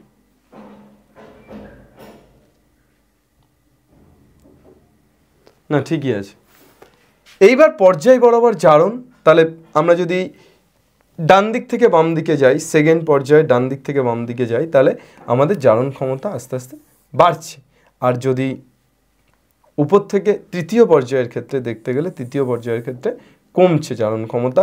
কোন পর্যন্ত, Na Mg, তারপর আবার Al থেকে আবার বাড়ছে। পর্যায় বরাবর বিজারণ, শ্রেণী বরাবর জারণ, শ্রেণী বরাবর বিজারণ দিয়েছে। এই অ্যারোগুলোকে একটু ভালো করে বুঝে নিই। এরপর আমরা ধাতব ধর্ম এবং অধাতব ধর্ম। ধাতব ধর্ম কি, ধাতু হলো তারা যাদের মধ্যে ইলেকট্রন ত্যাগের প্রবণতা লক্ষ্য করা যায়। যে ইলেকট্রন ত্যাগ যে করে সে ধাতু, ইলেকট্রন ত্যাগের প্রবণতা যার মধ্যে বেশি, ইলেকট্রন ত্যাগের প্রবণতা বেশি হলে সে ধাতু। আর অধাতু তাহলে কি, অধাতু হচ্ছে অধাতব ধর্ম, তাহলে ইলেকট্রন ত্যাগের প্রবণতা কম, এটাই ঠিক আছে। মৌলের কিছু ধর্ম আছে যা পর্যায়গত ধর্ম নয়, যেমন মৌলের তেজস্ক্রিয়তা, চৌম্বক ধর্ম, বহুরূপতা, দ্রাব্যতা, এগুলো কিন্তু পর্যায়গত নয়, অর্থাৎ রিপিট হচ্ছে না, ঠিক আছে। এটা একটু নোট আকারে মনে রাখিস। ডোবের আইনের ত্রয়ী সূত্র, এবার কয়েকটা সূত্র আমরা পড়ব। ডোবের আইনের ত্রয়ী সূত্র দেওয়া অষ্টক সূত্র পড়ব, তারপর এই কয়েকটা সূত্র আমরা একটু জেনে নেব এবং সেই সূত্রের সীমাবদ্ধতাগুলো কি সেটাও জেনে নেব। এই দুটো জিনিসই আমাদের ইম্পর্টেন্ট। ডোবের আইনের ত্রয়ী সূত্র, রাসায়নিক ধর্মের মিল আছে এমন 3টি মৌলিক তাদের পারমাণবিক গুরুত্বের ঊর্ধ্বক্রমে সাজালে মাঝের মৌলটির পারমাণবিক গুরুত্ব অন্য দুটি মৌলের পারমাণবিক গুরুত্বের গড়ের প্রায় সমান হয়। রাসায়নিক ধর্মের মিল আছে এমনভাবে যদি পরপর আমরা পারমাণবিক গুরুত্বের ঊর্ধ্বক্রমে সাজাই, তাহলে সেক্ষেত্রে মাঝেরটার পারমাণবিক গুরুত্ব অপর দুটির পারমাণবিক গুরুত্বের কি গড়ের সমান। তাহলে এখানে থাক Li Na K, Li কত 7, Na কত 23 এবং K কত 39 পারমাণবিক গুরুত্ব। তাহলে পারমাণবিক গুরুত্ব 7 23 39, তাহলে পারমাণবিক গুরুত্ব যদি 7 23 এবং 39 হয়, তাহলে সেক্ষেত্রে আমরা N এর পারমাণবিক গুরুত্ব কত পাবো। দেখ আমরা Li 7 K 39, তাহলে 7 + 39/2 কত পাচ্ছি, 7 + 39/2 মানে পাচ্ছি 23। তাহলে 23 মানে কি Na পারমাণবিক গুরুত্ব, সেটাই তো 23 আছে হচ্ছে। কিন্তু ব্যাপারটা যেটা হচ্ছে সেটা হচ্ছে এখানে সীমাবদ্ধতা কি, সীমাবদ্ধতা হচ্ছে যে এটা কয়েকজনের ক্ষেত্রে প্রযোজ্য, কয়েকটি মৌলের ক্ষেত্রে। যেমন এই দেখ একটা N14 P31 AS75, এটার ক্ষেত্রে হচ্ছে কি দেখতো 14 + 75/2, মাঝখানেটা হচ্ছে 31 হচ্ছে না, তাহলে এগুলোর ক্ষেত্রে কিন্তু প্রযোজ্য হচ্ছে না। ওকে স্যার, চল তাহলে সীমাবদ্ধতাও আছে প্রত্যেকটা সূত্রের, যেমন সূত্রটার কিছু কিছু ক্ষেত্রে অ্যাপ্লিকেবল ঠিক তেমন হবে তার সীমাবদ্ধতাও আছে, এবং পরীক্ষাতে এই সূত্রটা দেবে হয় নয় সীমাবদ্ধতা দেবে, তবে সীমাবদ্ধতা দেওয়ার চান্স বেশি হয়। নিউল্যান্ডের অষ্টক সূত্র, মৌলগুলি ক্রমবর্ধমান পারমাণবিক ভর অনুসারে সাজালে একটি নির্দিষ্ট মৌল থেকে শুরু করে পরবর্তী অষ্টম মৌলের ভৌত ও রাসায়নিক ধর্মের কি হয়, পুনরাবৃত্তি হয়। অর্থাৎ আমরা মৌলগুলিকে যদি ক্রমবর্ধমান পারমাণবিক ভর অনুসারে সাজাই তাহলে একটি নির্দিষ্ট মৌল থেকে শুরু করে পরবর্তী অষ্টম মৌল পর্যন্ত যাওয়ার পর আবার শুরু থেকে শুরু হয়। এটা কে বলছে? এটা নিউল্যান্ড বলছে। তাহলে এই ব্যাপারটা নিউল্যান্ডের অষ্টক সূত্রের ব্যাপারটা সারেগামা পাধানিসা, আবার সারেগামা পাধানিসা, এই ব্যাপারটা আসছে না? এই ব্যাপারটা আসছে তো, যেখান থেকে শুরু করছি সারেগামা পাধানিসা, আবার সেখান থেকে সারেগামা পাধানিসা। তো এটা কিন্তু সবার ক্ষেত্রে একদমই অ্যাপ্লিকেবল নয়। ক্যালসিয়াম পর্যন্ত প্রযোজ্য, অর্থাৎ তোর 20 পর্যন্ত প্রযোজ্য, আর নোবেল গ্যাসের ক্ষেত্রে প্রযোজ্য হচ্ছে না। তাহলে এখানে সীমাবদ্ধতা দুটো, একটা হচ্ছে অষ্টক সূত্র শুধুমাত্র 20 পর্যন্ত পারমাণবিক সংখ্যা পর্যন্ত প্রযোজ্য হচ্ছে, আর নোবেল গ্যাস যেগুলো আছে সেগুলোর ক্ষেত্রে প্রযোজ্য হচ্ছে না। Okay sir? ওকে। আর কি আছে? লোথার মায়ারের সূত্র। লোথার মায়ারের কি সূত্র বলছে? মৌলগুলির ভৌত ধর্মসমূহ মৌলগুলির ক্রমবর্ধমান পারমাণবিক ভরের সঙ্গে পর্যায়ক্রমে পুনরাবৃত্ত হয়। কোনো মৌলের ভৌত ধর্ম তার ক্রমবর্ধমান যে পারমাণবিক ভর তার সাথে পর্যায়ক্রমে পুনরাবৃত্ত হয়। এবার এই লোথার মায়ারের যে সূত্র সেখানে কিন্তু একটা ছক দিয়েছে। এই ছকটা লোথার মায়ারের সূত্রতে কি বলছে? বলছে যে এই ছকের পিক পজিশনে যারা আছে, ধর Na, পটাশিয়াম, আরবি, সিএস, এই পিক পজিশনে যারা আছে তাদেরকে বলছে ক্ষার ধাতু। তাদেরকে কি বলছে? পিক পজিশনে যারা আছে, যারা পিক পজিশনে আছে তাদেরকে বলা হচ্ছে ক্ষার ধাতু। তারা দেখ ক্ষার ধাতুই তারা। দেখ তোর ছকে দেখ, তোর হচ্ছে পর্যায় সারণী ছক দেখ। এরপর ক্ষারীয় মৃত্তিকা ধাতু কোনগুলো? যারা ডিসেন্ডিংয়ে আছে। ধর ক্ষারীয় মৃত্তিকা ধাতু কে? ক্ষারীয় মৃত্তিকা ধাতু তোর হচ্ছে সিএ। সিএ কোথায় আছে? দেখ বাবা, ডিসেন্ডিং মানে নামছে, নামার দিকে আছে না? তাহলে ডিসেন্ডিংয়ে যদি যারা যারা থাকছে তারা কি? ডিসেন্ডিংয়ে যারা যারা থাকছে তারা হচ্ছে ক্ষারীয় মৃত্তিকা ধাতু। ক্ষারীয় মৃত্তিকা ধাতু। ওকে বাবা। আর যারা অ্যাসেন্ডিংয়ে থাকছে, যারা অ্যাসেন্ডিংয়ে থাকছে তারা কি? যারা অ্যাসেন্ডিংয়ে থাকছে তারা হচ্ছে হ্যালোজেন। হ্যালোজেন। এই গ্রাফটা থেকে তাহলে তোরা, আর বটম পার্টে থাকছে ডি ব্লক এলিমেন্ট। বটম মানে একদম নিচে।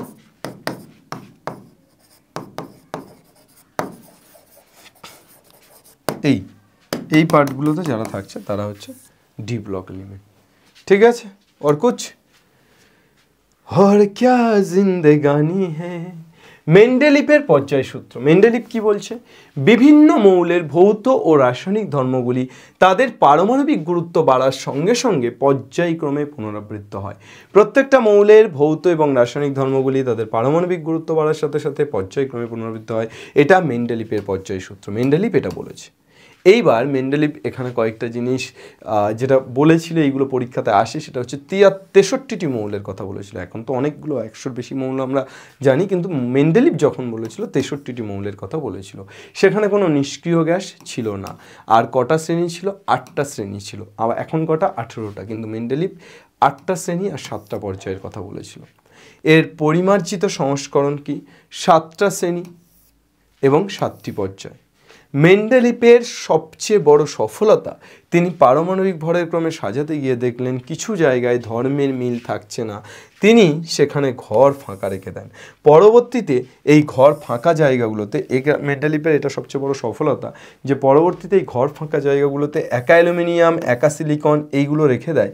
এদের মানে ঠিক ওই ফাঁকা ঘরগুলোতে নতুন নতুন মৌল এসে বসে এবং গ্যালিয়াম, জার্মেনিয়াম এই দুটো জায়গা ফাঁকা রেখেছিল, দুটো জায়গাতে গ্যালিয়াম, জার্মেনিয়াম বসেছে। এটা মেন্ডেলিপের একটা সফলতা, যে মেন্ডেলিপ একটা আন্দাজ করে ফাঁকা রেখেছিল দুটো ঘর এবং সেখানে পরবর্তীতে মৌল পাওয়া গেছে।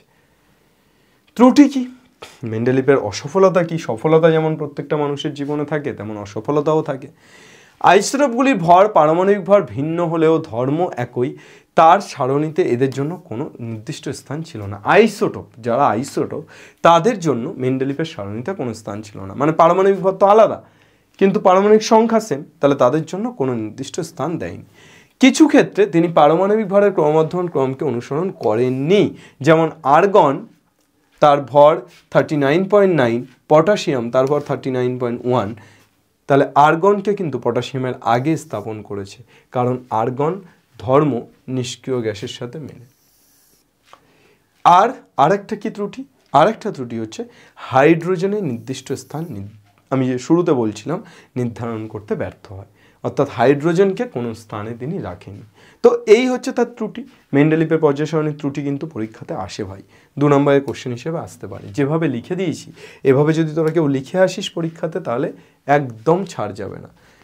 মেন্ডেলিভের পর্যায় সারণীর ছক, আর কিছু নেই।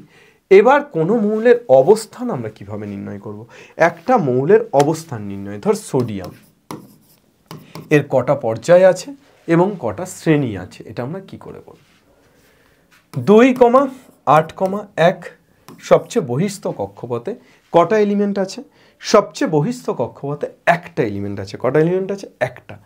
মনে রাখবি লাস্ট সবচেয়ে বহিস্থ কক্ষপথে যেটা এলিমেন্ট 1 আছে, তাহলে এই এর কটা কক্ষপথ? একটা, দুটো, তিনটে, তাহলে এর পর্যায় কিন্তু 3, এর পর্যায় 3। আর শ্রেণী হয়ে যাবে এর সবচেয়ে বহিস্থ কক্ষপথে যে কটা ইলেকট্রন থাকবে এর শ্রেণী তত।